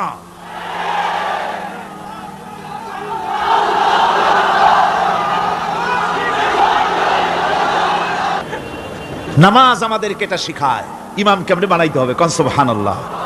নামাজ ঐক্য শিখায়, নামাজ ভ্রাতৃত্ব শিখায়, নামাজ পারস্পরিক মহব্বত শিখায়, নামাজ নেতা কেমন হওয়া উচিত, নেতা নির্বাচন শিখায়। আবার নেতা ভুল করলে তার ভুল বলা যাবে না, এরকম হতে পারবে না। নামাজের ভিতরে ইমাম যদি ভুল করলে আপনি লোকমা দিবেন, সুবহানাল্লাহ, আল্লাহু আকবার বলবেন। যদি তিনি সংশোধন না হলেন আবার দেন, তাতেও সংশোধন হলো না আবার দেন। 3 বার লোকমা দেওয়ার পর যদি ভুল সংশোধন না করে নামাজ ছেড়ে দেন, ইমামকে বের করে দেন, নতুন ইমাম নিয়োগ করেন। যারা ক্ষমতায় যাবে, আপনি রাষ্ট্রের ইমাম যারে বানাবেন, সেই রাষ্ট্রীয় ইমাম যদি জনগণের ইচ্ছার বিরুদ্ধে যদি চলে, 1 বার লোকমান দেন, 2 বার লোকমান দেন, 3 বার দেন, তারপরেও যদি না নামে, ঘাট ধরে নামে না। নামাজ আপনাকে নেতা নির্বাচন, নেতাকে প্রতিষ্ঠিত রাখা, নেতার আনুগত্য আপনাকে শেখায়। নামাজ লাইন সোজা করে দাঁড়াতে হবে। লাইন যদি বাঁকা করেন আপনার কলজেটা ওরকম বাঁকা হয়ে যাবে। কোন নাউজুবিল্লাহ। নামাজের কাতারে যার কারণে নামাজের কাতার বাঁকা হবে, পুরা কাতারের জন্য আল্লাহর কাছে ওই লোকটা দায়ী হয়ে যাবে। নামাজ শৃঙ্খলা শিখায়। সুবহানাল্লাহ কইতে ইচ্ছা করে না? নামাজ শৃঙ্খলা শিখায়, শৃঙ্খলা বোধ শিখায়, সোজা হয়ে দাঁড়ায়। তারপরে ঐক্য এবং মহব্বত শিখায়। নামাজের ভিতরে যখন দাঁড়ায় গেলেন, আমির দাঁড়ালো, ফকির দাঁড়ালো, মন্ত্রী দাঁড়ালো, তার ড্রাইভারও দাঁড়ায় গেল, একই কাতারে দাঁড়ায় গেছে। নামাজ পড়তে গিয়ে ড্রাইভারের পাও গিয়ে লেগেছে মন্ত্রীর গায়ে। নামাজ শেষ হওয়ার পর মন্ত্রীর বাবার ক্ষমতা নাই এ কথা বলার যে বেটা ড্রাইভার সলিমুদ্দি, তোর পাও লেগেছে আমার পায়ে, তোর চাকরি শুদ্ধা দোজকে পাঠায় দেব। পারবে বলতে? পারবে না। মিয়া মন্ত্রী সাহেব, এটা তোমার সেক্রেটারিয়েট না, এটা আল্লাহর ঘর। এটা কার ঘর? এক হি সাপ মে খড়ে হো গয়ে মাহমুদ ও আয়াজ, এক হি সাপ মে খড়ে হো গয়ে महमूद आयाज न कोई बंदा रहा न कोई बंदा नवाज। একই কাতারে দাঁড়িয়ে গেছে সম্রাট মাহমুদ আর চাকর আয়াজ। এখন সম্রাট মাহমুদও নাই, চাকর আয়াজও নাই, সম্রাট আর চাকর দুজনই আল্লাহ পাকের গোলাম হয়ে গিয়েছে। তুমি মসজিদে এসেছো, তুমি আল্লাহর গোলাম। কার গোলাম? আল্লাহ পাকের গোলাম। এই জিনিস শিখায় নামাজ। নামাজ শিখায় মানুষকে পাঞ্চুয়ালিটি, নিয়মানুবর্তিতা, সময়ের জ্ঞান শিখায় নামাজ। নামাজ মানুষকে কি শিখায়? আল্লাহ রাব্বুল আলামিন বলছেন, ইন্নাস সালাতা কানাত আলাল মুমিনিনা কিতাবাম মাওকুতা। নিঃসন্দেহে নামাজ মোমেনদের নিয়মানুবর্তিতার সাথে ফরজ করা হয়েছে, তাদের উপরে নিয়মানুবর্তিতার উপরেই, সময়ের উপরে নামাজকে ফরজ করা হয়েছে। আপনার আন্দাজ মতো আপনি পড়তে পারবেন না, সময় মতো পড়তে হবে, আউয়াল ওয়াক্তে পড়তে হবে। আমার দেশের মসজিদগুলিতে ফজরের নামাজ পড়া হয় এমন সময় পূর্ব দিক ফর্সা হয়ে যায়। ইমাম সাহেব যদি ভুল করেন, নামাজ যদি দোহরাতে যান, তাহলে সূর্য উদয় হয়ে যাবে, এমন অবস্থা। নামাজ এত দেরিতে পড়া হয়। প্রত্যেক ওয়াক্তের নামাজ আউয়াল ওয়াক্তে পড়ার জন্য রাসূল সাল্লাল্লাহু আলাইহি ওয়াসাল্লাম তাগিদ করেছেন। সময়ের দিকে লক্ষ্য রাখতে বলা হয়েছে। যেই জাতির, লক্ষ্য করুন, যে জাতির দৈনিক 5 বার টাইমলি, অক্তমতো, সময় মতো নামাজ আদায় করতে হয়, দুর্ভাগ্যজনক সত্য, সেই জাতির কাছে সময়ের কোনো দাম নাই। সময়ের দাম নাই। 9টার গাড়ি কয়টায় আসবে? 9টার গাড়ি কয়টায় আসবে? একদিন দেখা গেল সত্যি 9টার সময় এসে গেছে। যাত্রীরা বলছে মাশাআল্লাহ, অন্তত একটা দিন তো 9টার সময় আসলো। স্টেশন মাস্টার বলছে না, খুশি হওয়ার কারণ নাই, আজকের না, এটা গতকালকেরটা। আমার আমেরিকার সফরের সময়, যে বাড়িতে আমি আমেরিকায় থাকি, কুইন্স এলাকায়, নিউ ইয়র্ক সিটিতে, সে বাড়িওয়ালা চাকরি করে। সে আমাকে বলল 10টি বছর আমি একটা ট্রেনে যাতায়াত করি। সে বলছে রাত 3:45 ট্রেনটা আসে, ওই ট্রেনে চড়ে সে তার কর্মস্থলে যায়। বলল 10টা বছর আমি এখানে আছি, 10 বছরের ভিতরে এই ট্রেনটা 1 মিনিটের জন্য এদিক ওদিক করলো না, ঠিক 3:45 এসে হাজির হয়ে গেছে। ঝড় হোক, বৃষ্টি হোক, স্নো পড়ুক, বরফ পড়ুক, টাইমলি চলতেছে। দুনিয়ায় ভিন্ন জাতিরা যে উন্নতি করে, তার পেছনে সময়ের জ্ঞান তাদের অনেক বেশি আমাদের থেকে। কথা ঠিক কিনা? আমাদের সময় জ্ঞান নাই, সময়ের কোনো মূল্য আমরা দেই না। 2টার সময় মিটিং হবে, মন্ত্রী সাহেব আসেন 5টার সময়, ঠিক কিনা? বক্তৃতার জন্য সময় দেওয়া হয়েছে 20 মিনিট, নাহমাদু ওয়া নুসাল্লি আলা কইয়া সুর দিয়া 35 মিনিট গেছে নাহমাদু কইতে কইতে। সময় 20 মিনিট, তার মনেই নেই। এই যে সময়ের জ্ঞান নাই, এটা ব্যর্থতা। নামাজ মানুষকে সময়ের জ্ঞান শিখায়। কোন আলহামদুলিল্লাহ। এই সময়ের জ্ঞান আমাদেরকে শিখতে হবে। এবার আমি আপনাদের সামনে বলতে চাই, আল্লাহর নবী জনাবে মুহাম্মদ রাসূলুল্লাহ সাল্লাল্লাহু আলাইহি ওয়াসাল্লাম নামাজের ব্যাপারে কি বলছেন। এতক্ষণ তো আল্লাহর কথা শোনালাম, কার কথা শোনাইছে? আমার আল্লাহর নবী বলেন, নবীকে প্রশ্ন করা হলো, ইয়া রাসূলুল্লাহ আইয়ু শাইইন আহাব্বু ইনদাল্লাহি ফিল ইসলাম, ইসলামের মধ্যে আল্লাহর কাছে কোন জিনিসটা বেশি প্রিয়? আল্লাহর কাছে ইসলামের কোন জিনিসটা বেশি প্রিয়? হুজুর বললেন, as-salatu li waqtiha, মান তারাকা সালাতান ফালা দীনা লাহু ওয়াস-সালাতু ইমাদুদ্দিন। আল্লাহর কাছে সবচাইতে বেশি প্রিয় হচ্ছে নামাজ। সবচাইতে প্রিয় কি? নামাজ। ওয়াক্ত মতো নামাজ আদায় করা আল্লাহ পাকের বেশি প্রিয়। আর এই নামাজ হচ্ছে দ্বীনের খুঁটি। এটা দ্বীনের কি? খুঁটি। এই যে খুঁটিগুলো আছে, খুঁটিগুলো ফালাই দিলে তারপরে আপনার এই প্যান্ডেল থাকবে? থাকবে না। বিল্ডিং এর পিলার ভেঙে দেন, বিল্ডিং টিকবে? ঘরের খুঁটিগুলি উড়াই ফেলেন, ঘর টিকবে? টিকবে না। দ্বীনের খুঁটি হচ্ছে নামাজ। লা দীনা লিমান লা সালাতা লাহু, যার কাছে দ্বীন নাই, যার কাছে নামাজ নাই, তার কাছে কি নাই? দ্বীন নাই, ঈমান নাই। আল্লাহর নবী বলেছেন, ওয়ান জাবির রাদিয়াল্লাহু তাআলা আনহু قال قال رسول الله صلى الله عليه وسلم بين العبد وبين الكفر ترك الصلاة। আল্লাহ পাকের নবী বলেন, আল্লাহর বান্দার মুমিন, আল্লাহর বান্দার কাফের, দুইজনের মধ্যে পার্থক্য হলো, যে ব্যক্তি নামাজ পড়ে সে আল্লাহর গোলাম, যে নামাজ পড়ে না সে কাফের হয়ে গেল। যে নামাজ পড়লো না সে কাফের হয়ে গেল। মান তারাকা সালাতান মুতাআম্মিদান ফাকাদ কাফারা, যে ব্যক্তি ইচ্ছে করে নামাজ ছেড়ে দিল সে কাফের হয়ে গেল। বলেন নাউযুবিল্লাহি মিন যালিক। এই জন্য নামাজ আদায় করা বাধ্যতামূলক প্রত্যেকটি মুসলমানের জন্য।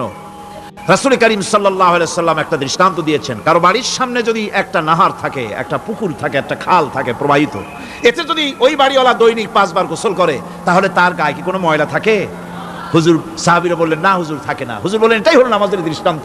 5 ওয়াক্ত নামাজ যে আদায় করবে সেই গুনাহ থেকে আল্লাহ পাক তাকে পবিত্র করে দিবেন। সুবহানাল্লাহি বিহামদিহি। আমার ভাইরা, নামাজ পড়লে পরে এক জুমা থেকে আর এক জুমা পর্যন্ত মানুষ যে সমস্ত গুনাহ করে, কবিরা গুনাহগুলি বাদে, শিরক আর কবিরা গুনাহগুলি বাদে যত গুনাহ আছে তার কাফারা হয়ে যায়। নামাজ যে সঠিকভাবে আদায় করবে, এই নামাজটা একটা কঠিন কাজ। নামাজটা কি কাজ? কে বলতেছেন এ কথা? আল্লাহ পাক। ওয়া ইন্নাহা লাকাবীরাতুন ইল্লা আলাল খাশিঈন। নামাজ একটা ভারী জিনিস, একটা কঠিন জিনিস। কাদের জন্য কঠিন নয়? যারা নাকি আল্লাহ পাককে ভয় করে। আল্লাযীনা ইয়াযুন্নুনা আন্নাহুম মুলাকু রাব্বিহিম ওয়া আন্নাহুম ইলাইহি রাজিউন। যারা নাকি একথা মনের ভিতরে ধারণা করে যে আল্লাহ রাব্বুল আলামিনের দরবারে আমার হাজির হওয়া লাগবে, মোলাকাত করা লাগবে, এই চিন্তা যারা করে তাদের জন্য নামাজ মোটেই কষ্টকর নয়, নামাজ মোটেই তাদের জন্য অসহনীয় নয়, বোঝা নয়, ভার নয়। তারা নামাজ আদায় ঠিকই করবে। এই জন্যে বিবি বাল বাচ্চা সকলকে নামাজের জন্য তাগিদ করতে হবে। যত ভাই এখানে এসেছেন নিজেরা পড়বেন, বিবি বাল বাচ্চাকে তাকিদ করবেন। আল্লাহ পাক বলছেন ওয়ানজির আশীরাতাকাল আকরাবিন। তোমার নিকটবর্তী যারা আছে তাদেরকে তুমি আল্লাহর ভয় দেখাও, নামাজের জন্য তাদেরকে বলো, আল্লাহর ভয় তাদের অন্তঃকরণের মধ্যে সৃষ্টি করে দাও। আর এই নামাজ পড়তে হবে জামাতের সাথে। নামাজ পড়তে হবে কিসের সাথে? জামাতের সাথে। রাসূল করিম সাল্লাল্লাহু আলাইহি ওয়াসাল্লাম বলছেন, হুজুরের কাছে, আল্লাহর নবীর কাছে, হযরতে আবু হুরায়রা রাদিয়াল্লাহু তাআলা আনহু হাদিসটি বর্ণনা করেছেন। হুজুরের কাছে একজন অন্ধ লোক এলো। সেই অন্ধ লোক এসে বললেন, হুজুর আমি তো চোখে দেখি না, জামাতের যে গুরুত্বের কথা আপনি বললেন, আমাকে কি রুখসুত দেওয়া যায় নাকি? আমি অনেক সময় সাথী সঙ্গী পাই না, আমাকে কি রুখসুত দেওয়া যায় নাকি? হুজুর বললেন, হ্যাঁ তোমাকে রুখসুত দেওয়া গেল। অন্ধ যখন হেঁটে যাচ্ছিলেন, নবীজি তাকে আবার ডাকলেন, ডেকে জিজ্ঞেস করলেন, অন্ধ, নামাজের মসজিদের আজান কি তোমার কানে যায়? বলে হ্যাঁ আমি আজান শুনি। হুজুর বললেন, আজানের জবাব দিবা, মসজিদে এসে জামাতে নামাজ পড়বা। একজন অন্ধকে রুখসুত দেওয়া হয় নাই। মসজিদে আজান শোনার পর ঘরে বসে যদি নামাজ আদায় করেন, নামাজের হক আদায় হবে না। হুজুর সাল্লাল্লাহু আলাইহি ওয়াসাল্লাম বলেছেন, মসজিদে আজান হওয়ার পর যে ব্যক্তি ঘরে বসে নামাজ পড়ে, আমার ইচ্ছা হয় ঘরটা আগুন দিয়ে জ্বালাই দেই। কে বলতেছেন? রাহমাতুল লিল আলামিন বলতেছেন। রাহমাতুল লিল আলামিন বলতেছেন, ঘরের মধ্যে যদি মেয়ে লোক আর বাচ্চারা যদি না থাকতো, তাহলে আমার ইচ্ছা হয় আমি বলি আগুন দিয়ে ঘরটারে জ্বালায় দাও। এই ঘরের মহব্বতেই তো সে বাইর হয় না। নামাজের এত বড়ই গুরুত্ব দেওয়া হয়েছে। আমার বন্ধুগণ, এই নামাজের জামাতি আল্লাহর নবী জীবনের শেষ নামাজ জামাতে আদায় করেছেন। জীবনের শেষ নামাজটাও জামাতে আদায় করলেন। তখন তার এমন অবস্থা, এত অসুস্থ, দাঁড়াতে পারেন না, হাঁটতে পারেন না। দুইজন সাহাবীর কাঁধের উপরে ভর করে তারপরে বহু কষ্ট করে মসজিদে গিয়ে নামাজ আদায় করেছেন। খুতবা দিয়েছেন। বললেন, খুতবা দিতে গিয়ে বললেন, আজ থেকে মসজিদে নববীর চতুর্দিকের সকলের দরজা বন্ধ হয়ে যাবে, শুধু আবু বকরের দরজাটা খোলা থাকবে। আল্লাহর নবী বললেন, আল্লাহ রাব্বুল আলামিন এই পৃথিবীতে তার এক বান্দাকে জাগতিক সব সম্পদ দিতে চেয়েছিলেন, কিন্তু সে বান্দা সব জাগতিক সম্পদকে উপেক্ষা করে মাবুদের সঙ্গে দেখা করা বেশি জরুরি, বেশি পছন্দ মনে করেছেন। এতটুকুন কথা নবীজি বললেন, কেউ কিছু বুঝলো না। হযরতে আবু বকর রাদিয়াল্লাহু তাআলা আনহু হুজুরের এই কথা শুনে কাঁদতে কাঁদতে তিনি অস্থির হয়ে যাচ্ছেন। সাহাবীরা চিন্তা করলেন, হুজুর কান্না কার কথা বলেছেন, তাতে কান্নার কি আছে?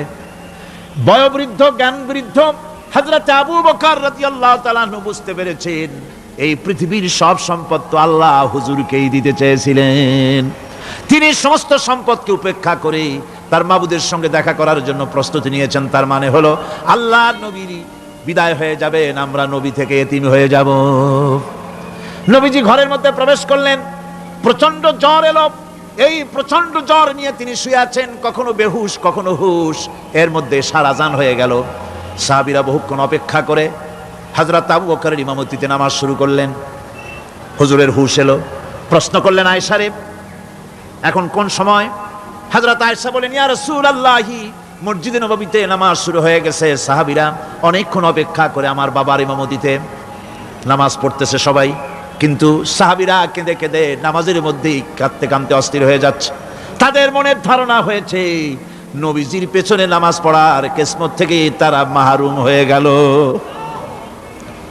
নবীজি বলেন, আয়েশা দরজা খুলে দাও আর আমার মাথাটা একটু উঁচু করে ধরো, আমি একটু নামাজের দৃশ্যটা দেখি। দরজা খুলে দেওয়া হলো, নবীজির মাথা উঁচু করে ধরা হলো। নামাজের জামাতের দৃশ্য দেখে নবীজি আবার শুয়ে পড়লেন। হযরত মা আয়েশা লক্ষ্য করে দেখেন নবীজির দুই চোখের কোণা দিয়া পানি পড়তেছে। মা আয়েশা জিজ্ঞেস করেন, ইয়া রাসূলুল্লাহ, হে নামাজের দৃশ্য দেখে চোখে কেন পানি এলো? হুজুর বলেন, আয়েশা রে, এটা কোনো দুঃখের পানি নয়, এটা তৃপ্তির পানি। এই যে জামাত নামাজ পড়তেছে লোকেরা, এই জামাত কায়েমের জন্য তায়েফের ময়দানে অনেক রক্ত আমার ঝরেছে। উহুদের ময়দানে দান্দান মুবারক শহীদ হয়েছে, সাহাবায়ে কেরাম জীবন দিয়েছে। এই যে জামাত আমি দেখতে পেলাম, ভবিষ্যতের একটা ছবি যেন চোখে ধরা পড়লো। আমার মনে হলো কিয়ামত পর্যন্ত এই পৃথিবীতে আমার যত উম্মত আসবে তারা এইভাবে করে জামাতে নামাজ আদায় করবে। নবীজির মাথার কাছে মালাকুল মউত যখন এসে গেছেন, আমার ভাইরা, এই পৃথিবীতে যত নবীরা এসেছিলেন মৃত্যুর সময় সমস্ত নবীরা শেষ কথা যেটা বলেছেন, হাদিস, সমস্ত নবীরা উম্মতের জন্য মৃত্যুর মুহূর্তে শেষ কথা যেটা বলেছেন সেটা হলো আসসালাত, আসসালাত, নামাজ, নামাজ। আমার নবী যখন বিদায় হয়ে যান, বিদায় মুহূর্তে মেয়ের কথা বললেন না, কলিজার টুকরা নাতির কথা বললেন না, জামাইয়ের কথা বললেন না, স্ত্রীর কথা বললেন না, মৃত্যুর সময় শেষ কথা বললেন আসসালাত, আসসালাত ওয়া মা মালাকাত আইমানুকুম, নামাজ, নামাজ, আমার উম্মতেরা নামাজ, আমার উম্মতেরা নামাজ ছেড়ে দিও না, নামাজ। যেই নবী উম্মতের জন্য এত কাঁদলেন, নামাজের জন্য এত কথা বলে গেলেন, আল্লাহ রাব্বুল আলামিন নামাজের জন্য এত নির্দেশ করলেন, নবীজি ইন্তেকালের সময় নামাজের কথা বলে দিলেন, সেই মুসলমান আজ নামাজ আদায় করে না, নামাজ পড়ে তো নামাজ শুদ্ধ হয় না। হযরতে হুযায়ফা রাদিয়াল্লাহু তাআলা আনহু, তিনি একবার ইয়েমেন সফর করেছিলেন, এক মসজিদে নামাজ পড়লেন, একজনকে তিনি নামাজ পড়তে দেখলেন, নামাজ পড়তে দেখে তিনি অপেক্ষা করলেন, লোকটার নামাজ হয়ে যাওয়ার পর তিনি প্রশ্ন করলেন, আল্লাহর বান্দা, তুমি কতদিন এরকমের নামাজ পড়তেছো? তিনি বললেন, প্রায় 40 বছর তো হবে আমি এরকম নামাজ পড়তেছি। হযরতে হুযায়ফা বলেন, তুমি কি আমারে চেনো? কয়, না, চিনি না। হযরত হুযায়ফা বললেন, আল্লাহর বান্দা শোনো, আমি হচ্ছি আল্লাহর নবী মুহাম্মদুর রাসূলুল্লাহ সাল্লাল্লাহু আলাইহি সাল্লামের সাহাবী হুযায়ফা। ও আল্লাহর বান্দা, তুমি যেভাবে নামাজ পড়েছো এই রকম যদি 40 বছর নামাজ পড়ে থাকো, আল্লাহর কসম করে বলি, নবীজি যে নামাজ শিখাইছেন তোমার সে নামাজ হয় নাই, রাসূলুল্লাহ নামাজ হয় নাই। নামাজ পড়লেই হবে না, রাসূলুল্লাহ বলেছেন, সাল্লু কামা রাআইতুমুনি উসাল্লি, নামাজ পড়ো সেইভাবে যেভাবে আমারে পড়তে দেখো। বিশ্বাস করুন ভাইরা, নামাজ যদি না হয়, হরতাল করিয়া, মিছিল করিয়া, বিক্ষোভ করিয়া, যে কোনো আন্দোলন করে ইসলামকে বিজয়ী করা যাবে না যতক্ষণ পর্যন্ত নামাজ সহি না হবে। নামাজ হচ্ছে ফাউন্ডেশন, নামাজ নাই কিচ্ছু নাই। ঠুকঠাক করে দুইটা সেজদা দিয়ে উঠে যাবেন, আপনার ইসলামী আন্দোলনের 4 পয়সার দাম নাই। নামাজ আগে, জিহাদের ময়দানেও নামাজ, যেখানে আছেন ওখানেই নামাজ পড়তে হবে, আর তা পড়তে হবে আদবের সাথে, মুহাব্বতের সাথে। আপনারা বিরক্ত হচ্ছেন না তো? নামাজ, নামাজ, এই নামাজ হচ্ছে মুসলমানদের সবচেয়ে বড় জিনিস। নামাজ হয় না, নামাজ যত পড়া হয় অধিকাংশ নামাজ হয় না। নামাজের ভিতরে তাদিল আর কাম, তাদিল করা ওয়াজিব। যতক্ষণ দাঁড়িয়ে থাকবেন, রুকুতে থাকবেন, যতক্ষণ দাঁড়ায় থাকবেন ততক্ষণ, অন্তত এক তাসবিহ পরিমাণ তো বটেই। যদি তা না হয় রুকুর থেকে দাঁড়ালেন, সেজদায় চলে গেলেন, ওয়াজিব তরক হলো। সো সেজদা দিলেন না, নামাজ ফাসিদ হয়ে গেল, নষ্ট হয়ে গেল নামাজ। এটা পাগলামি না। নামাজ সহিভাবে আদায় করতে হবে। নামাজ থেকে দাঁড়াবেন, রুকুর থেকে দাঁড়ায় গেলেন, বলবেন রব্বানা লাকাল হামদ। কোন রব্বানা লাকাল হামদ হামদান কাসীরান তাইয়িবান মুবারাকান ফিহি। একজন সাহাবী এই দোয়াটা পড়ছিলেন। নামাজ শেষ করে আল্লাহর নবী প্রশ্ন করলেন, নামাজের ভিতরে অতিরিক্ত এই কথাগুলি কে বলেছো? সাহাবী ভয় পেয়ে গেলেন। ভয় ভয় তিনি বললেন, হুজুর আমি বলেছি। হুজুর বললেন, তুমি জানো না আমি নবী, তুমি নবী না। আমি যা দেখি তুমি দেখতে পাও না। তুমি যখন এই দোয়াটা পড়তেছিলে আমি লক্ষ্য করেছিলাম আল্লাহর রহমতের ফেরেশতারা প্রতিযোগিতা করতেছিল তোমার আমল নামায় কে কত বেশি নেকি লিখবে। রুকুতে দাঁড়ায়া এটা পড়বেন। সেজদায় চলে যাবেন, দুই সেজদার মাঝখানে ততক্ষণ বসে থাকবেন যতক্ষণ একটা সেজদার ভিতরে ছিলেন। পড়বেন আল্লাহুম্মা গফিরলি ওয়ারহামনি ওয়াহদিনি ওয়াআফিনি ওয়ারযুকনি। নামাজের মধ্যে দোয়া করতেছেন, আল্লাহ আমারে ক্ষমা করে দাও। সব দোয়া সব হুজুরের। আমাকে ক্ষমা করো, আমাকে হেদায়েত দাও, আমাকে সুস্থ করো, আমাকে রহম করো, আমাকে রিজিক দাও। কাউ সুবহানাল্লাহ। নামাজের ভিতরে দোয়া কবুলের সময়, নামাজের সেজদার ভিতরে দোয়া কবুল হয়। এইভাবে করে রাসূল করিম সাল্লাল্লাহু আলাইহি ওয়াসাল্লামের নামাজটা কেমন হাক্কানি উলামাদের কাছ থেকে জেনে নেবেন। যেহেতু হুজুর বলেছেন সাল্লু কামা রাআইতুমুনি উসাল্লি, নামাজ পড়ো সেইভাবে যেভাবে আমাকে পড়তে দেখো। নামাজের ভিতরে একাগ্রতা লাগবে, ভালোবাসা লাগবে, ভয় লাগবে, মুহাব্বত লাগবে। পরিপূর্ণ সময় নিয়ে শান্তিপূর্ণভাবে নামাজ পড়তে হবে। আর যত তাড়াহুড়া সব হচ্ছে নামাজের মধ্যে, ঠিক কিনা ভাইরা? রাসূল করিম সাল্লাল্লাহু আলাইহি ওয়াসাল্লামের যে নামাজ, হুজুর যেভাবে নামাজ পড়েছেন হাদিসে যা পাওয়া যায়, হাদিসে বুখারীতে সব আছে, দেখে নেবেন, সেইভাবে নামাজটা আদায় করে নেবেন। কিয়ামতের দিন আল্লাহ রাব্বুল আলামিন সর্বপ্রথম বান্দাকে প্রশ্ন করবেন কি? বুখারী শরীফে এসেছে, আন আবি হুরায়রা রাদিয়াল্লাহু তাআলা قال سمعت رسول الله صلى الله عليه وسلم يقول إنما يحاسب به العبد يوم القيامة من عمله صلاته। বুখারী শরীফের হাদিস। আল্লাহ রাব্বুল আলামিনের নবী বলেন, হযরত আবু হুরায়রা হাদিস খানা বর্ণনা করেছেন, তিনি বলেন যে আমি রাসূলের মুখে শুনেছি কিয়ামতের দিন আল্লাহ রাব্বুল আলামিন সর্বপ্রথম তার বান্দার কাছে প্রশ্ন করবেন, বান্দা নামাজ আদায় করেছিলি কিনা? নামাজ সর্বপ্রথম প্রশ্ন। যেরকম সর্বপ্রথম প্রশ্নটা কি? নামাজ। এই নামাজ আপনার বাচ্চাদেরকে যখন 7 বছর বয়স হবে নামাজের হুকুম করবেন। 10 বছরে নামাজ না পড়লে প্রহার করতে বলা হয়েছে। নামাজের জন্য কড়াকড়ি করতে হবে। পুরুষ নারী মেয়েদের মাসের ভিতরে কখনো কখনো তাদের যে সমস্ত মাসলা মাসাইল আছে সেই অনুযায়ী কখনো তাদের ক্ষমা আছে, বাকি তাদের নামাজ পড়তে হবে। আর পুরুষের জন্য পাগল হয়ে যাওয়া, বেহুশ হয়ে যাওয়া ছাড়া নামাজ মাপ নাই, নামাজ পড়তেই হবে।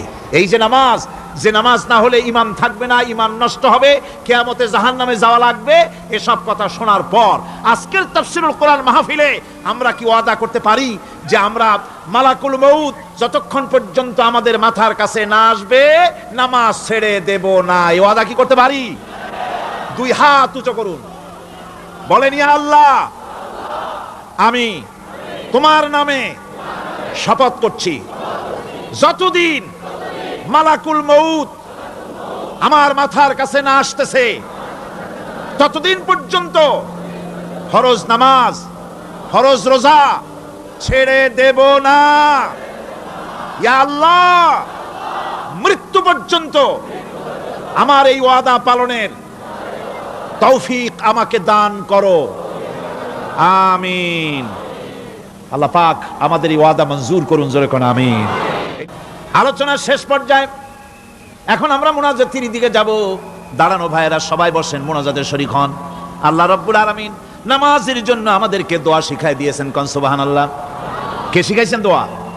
আল্লাহ পাক দোয়া শিখালেন, রব্বি জাআলনি মুকিমাস সালাতি ওয়া মিন যুররিয়াতি রব্বানা ওয়া তাকাব্বাল দুআ।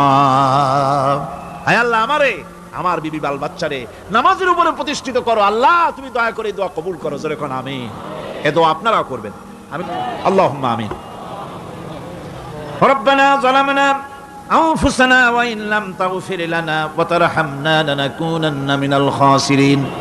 রব্বানা লা তুযিগ কুলুবানা বা'দা ইয হাদাইতানা ওয়া হাব লানা মিন লাদুনকা রাহমাতান ইন্নাকা আনতাল ওয়াহ্হাব।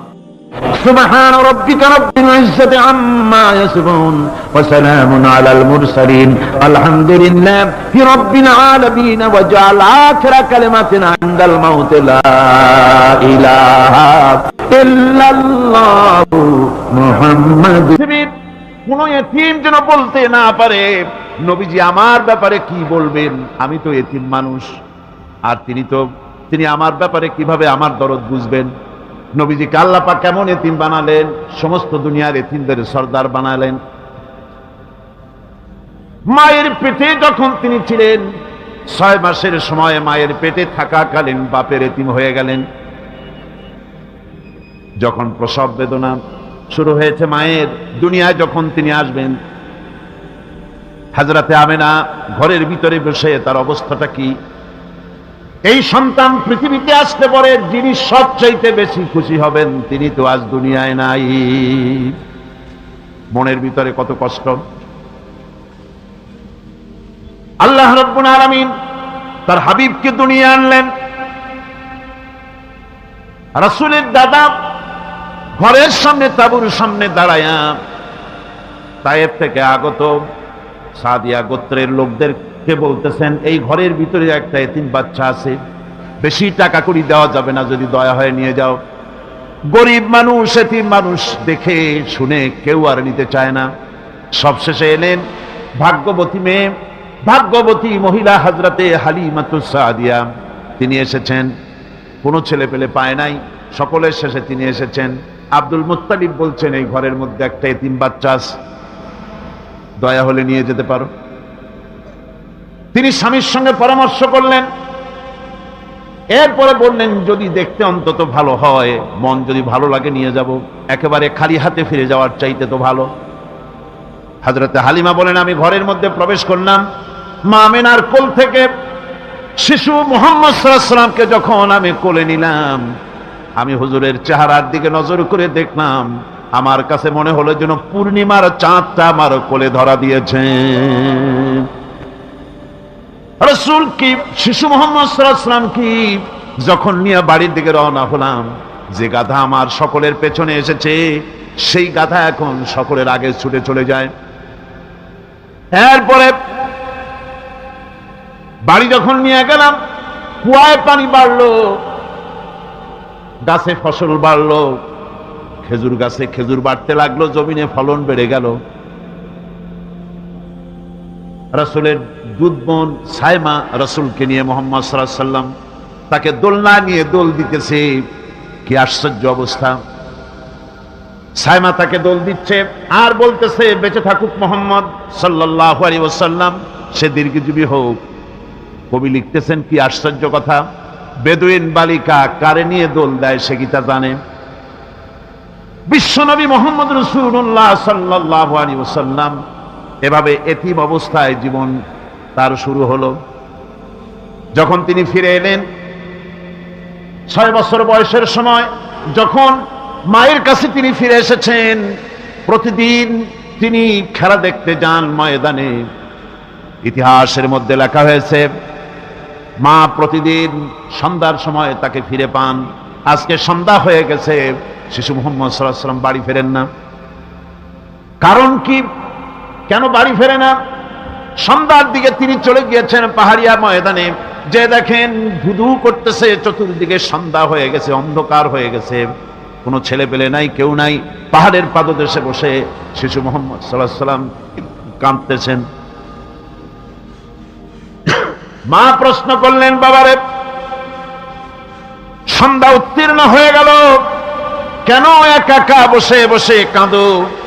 তিনি বলছেন, মা জি, আজ কদিন খেলা দেখতে আসলাম ময়দানে, প্রতিদিন দেখি যখন সন্ধ্যা হয়ে যায় মুরব্বী শ্রেণীর কিছু লোক আসে, ছেলেকে নাম ধরে ডাক দেয়, ছেলেরা দৌড়ে তারা বাবার কাছে চলে যায়, আর বাবা ছেলেকে কোলে নিয়ে মুখে চুমা দিয়া বাড়ির দিকে নিয়ে যায়।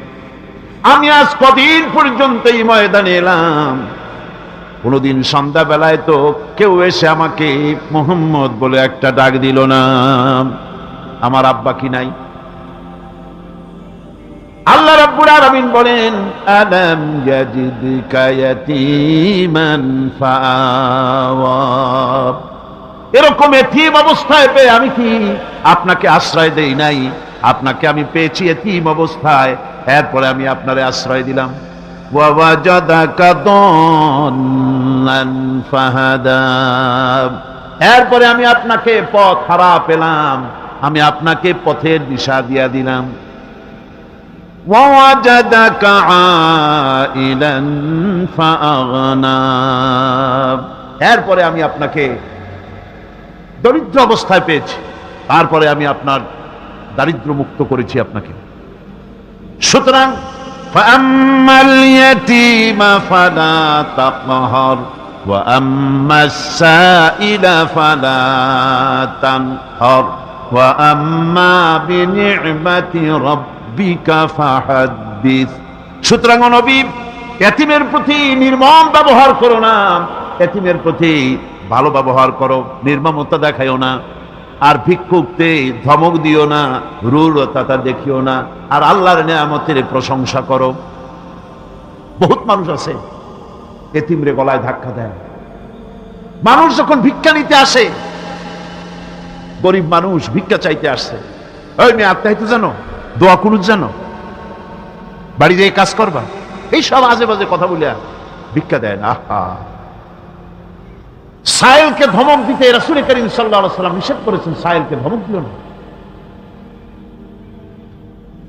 গাড়িতে বসে যাচ্ছেন সাহেব, ট্রাফিক মোড়ে যখন সিগন্যাল জ্বলল, গাড়িগুলি দাঁড়ায় গেল, ফকির এসেছে, হাত নাই পাও নাই, বুড়া মানুষ, একটা পয়সা বার করে না।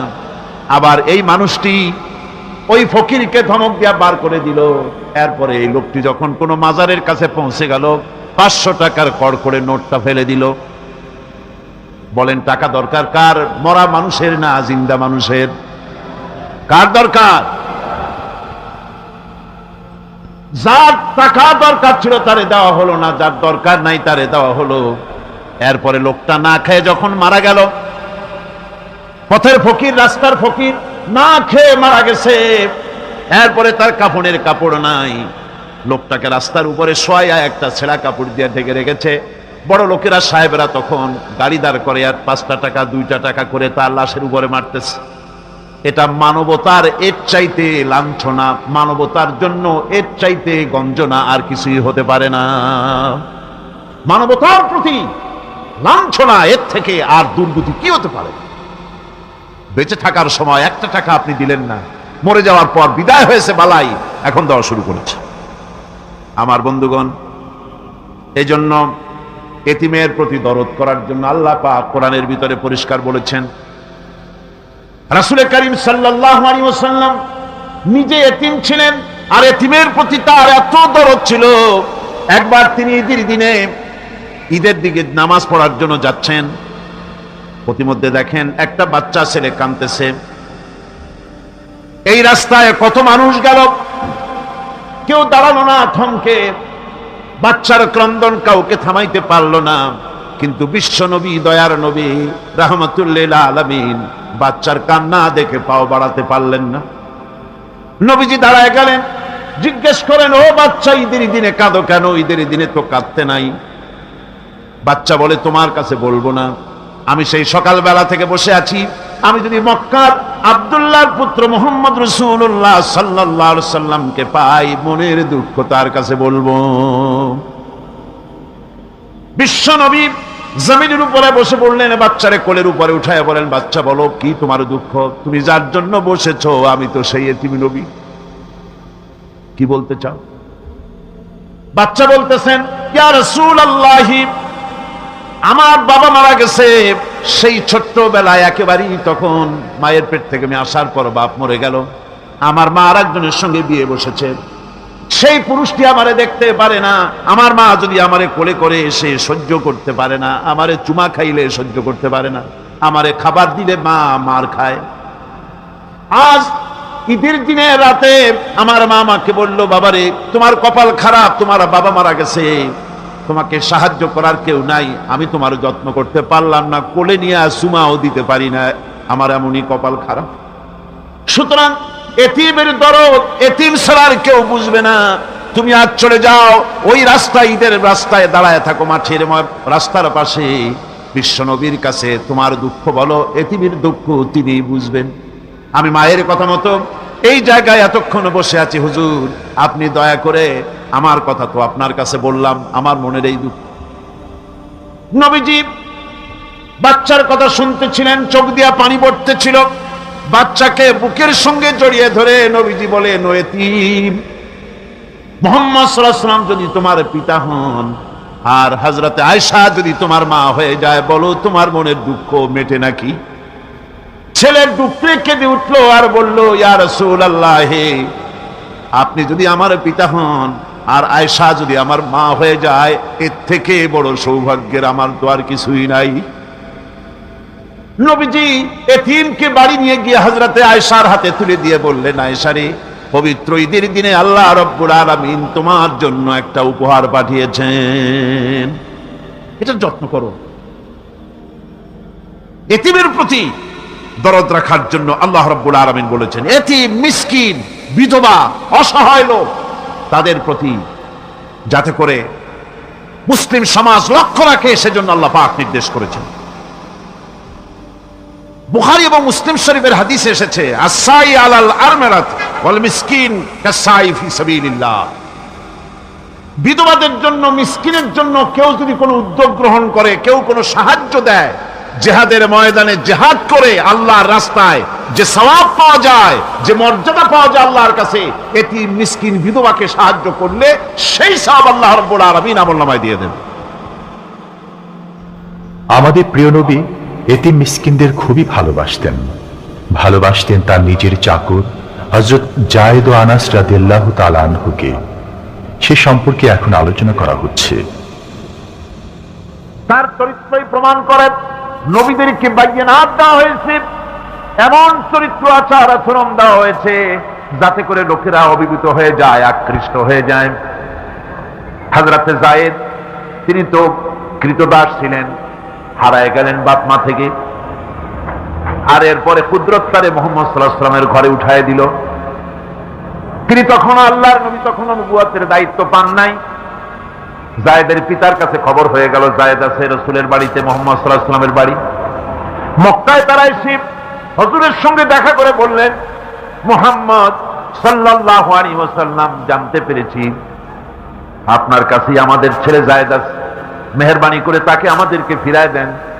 হুজুর বলেন, যায়েদ যদি তোমাদেরকে চিনতে পারে আর যদি যেতে চায়, আমার পক্ষ থেকে কোনো আপত্তি নাই, অবশ্যই যাবে। তবে যায়েদ যদি যেতে না চায়, আমি এমন লোক নই যে কেউ আমার কাছে থাকতে চাইলে আমি জোর করে তাকে ঠেলেও দিতে পারি না, আমি তেমন লোক নই। পিতা বললেন, আপনি অবশ্যই যুক্তিপূর্ণ কথা বলেছেন। হযরতে যায়েদ কানা হলো। হুজুর বললেন, তুমি কি চেনো এদের? কি? যায়েদ বললেন, চিনি, ইনি আমার বাবা, উনি আমার চাচা। যায়েদের পিতা বলেন, বাবারে বাড়ি চলো, তোমার মা কেঁদে কেঁদে হয়রান, চলো বাড়ি যাই, বাড়ি যা কিছু আছে সব তোমাকে ফিরিয়ে দেওয়া হবে। হযরতে যায়েদ বলতেছেন, পিতা, বাড়িতে যা আছে তাই শুদ্ধ, তামাম দুনিয়াটা যদি আমারে দেওয়া হয়, এই লোকটির কাছে থেকে যে ব্যবহার পেয়েছি, আমি এই লোকের কদম ছেড়ে যেতে পারি না। তার চরিত্রই প্রমাণ করে তিনি নবী, কি ব্যবহারটা পেয়েছেন। হযরত আনাস রাদিয়াল্লাহু তাআলা আনহু ছোট মানুষ, 8 বছর বয়সের সময় হুজুরের খাদেম হয়ে হুজুরের বাড়িতে আসছেন। আচ্ছা, 8 বছর বয়সের কিশোর ভুল তো করতেই পারে। গরম পানি চাইলে ঠান্ডা পানি এনে দেবে, স্যান্ডেল চাইলে জুতো আনবে, বিছানা বিছাইতে বললে উঠাই ফেলবে, এটা স্বাভাবিক। কিশোর মানুষ, ছোট মানুষ।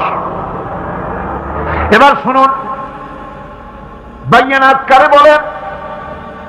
নবীদের বাইয়ানাত আল্লাহ যে দিয়েছেন সেটা কি জিনিস? সেটা হলো উন্নত মানের চরিত্র, তার ব্যবহার, ওঠা বসা যা দেখলে মানুষ বুঝতে পারে তিনি আল্লাহর নবী। হযরতে আনাসের মুখে শুনুন, হযরতে আনাস রাদিয়াল্লাহু তাআলা আনহু বলেন, একাধিক ক্রমে টানা 10টি বছর রাসূলের খেদমতের ভিতরে নিয়োজিত ছিলাম। 10টি বছরের ভিতরে একটা দিনের জন্য নবীজি আমাকে ধমক দিয়ে কথা বলেন নাই। তো ধমক দিলেন না আমারে, এটা করছো কেন, এটা করো নাই কেন? সুবহানাল্লাহি বিহামদিহি। গোটা পৃথিবী সমস্ত মুমিন মুসলমানদের, পুরুষ আর নারীদের জীবন, কলিজা, রক্ত রাসূলের কদম মুবারক উৎসর্গ হয়ে যায়। মহান রব্বুল আলামিনের কাছে তার হাবিব রাসূলুল্লাহ সাল্লাল্লাহু আলাইহি ওয়াসাল্লামের ছিল বিশেষ মর্যাদা। আসুন আমরা সে সম্পর্কে আলোচনা শুনি। আমার ভাইরা, রাসূল পাক সাল্লাল্লাহু আলাইহি ওয়াসাল্লাম আল্লাহর নবী এমন এক মহান সত্তা ছিলেন যে তিনি দোয়া আল্লাহর দরবারে হাত উঁচু করতে দেরি আছে, কিন্তু দোয়া কবুল হতে দেরি নাই।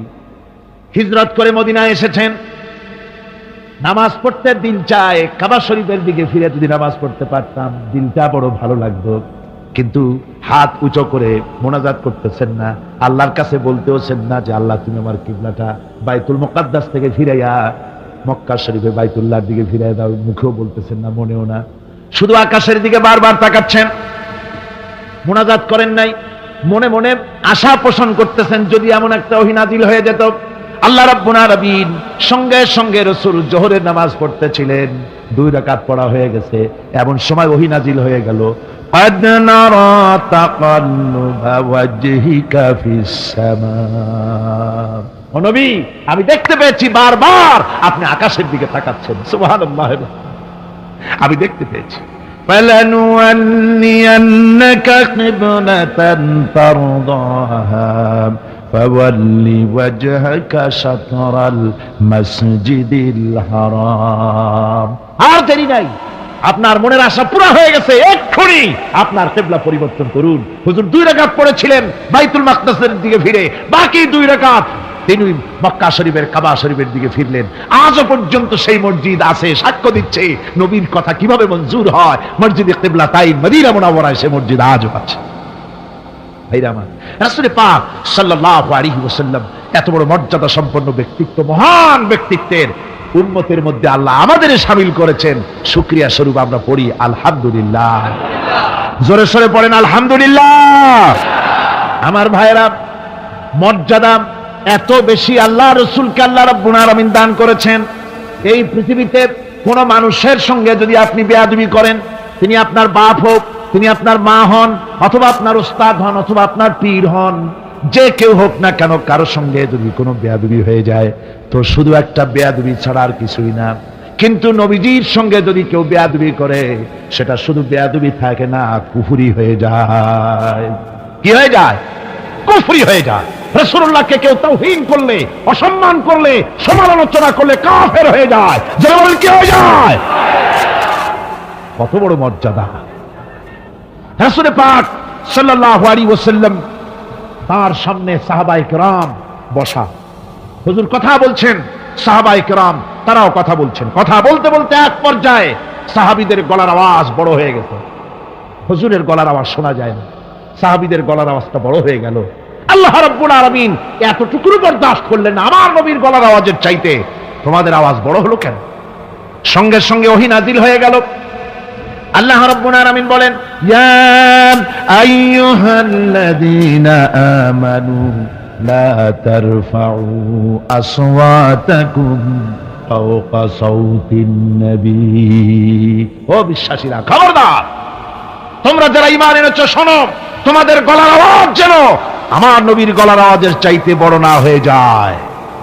যদি তা হয়, আনতাহবাতা আমালুকুম, জীবনের সমস্ত ভালো কাজগুলি আমি আল্লাহ বরবাদ করে দেব।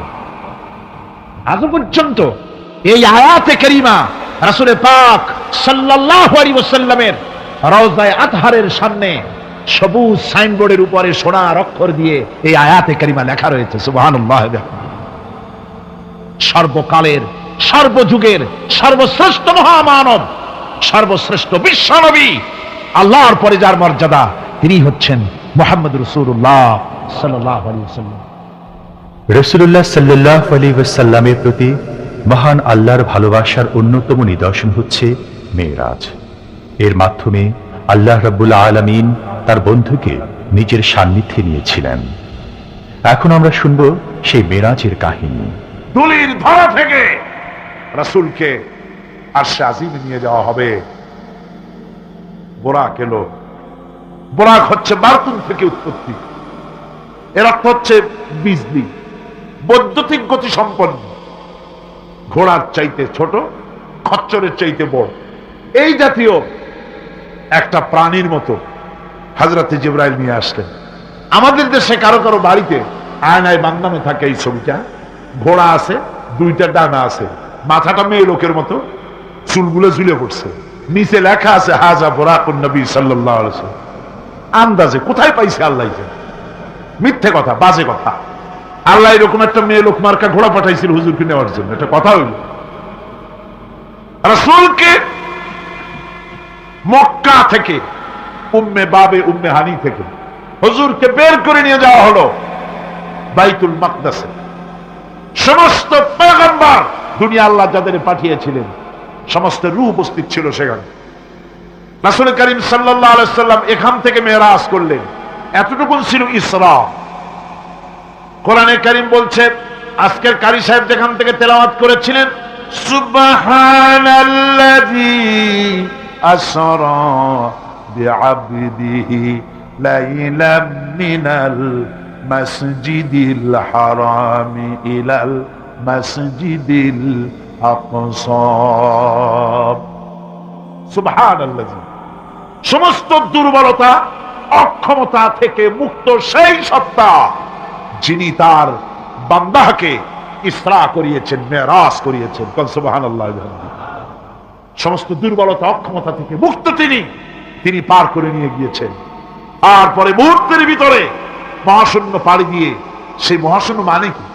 এইখান থেকে সূর্য কত দূরে জানেন না?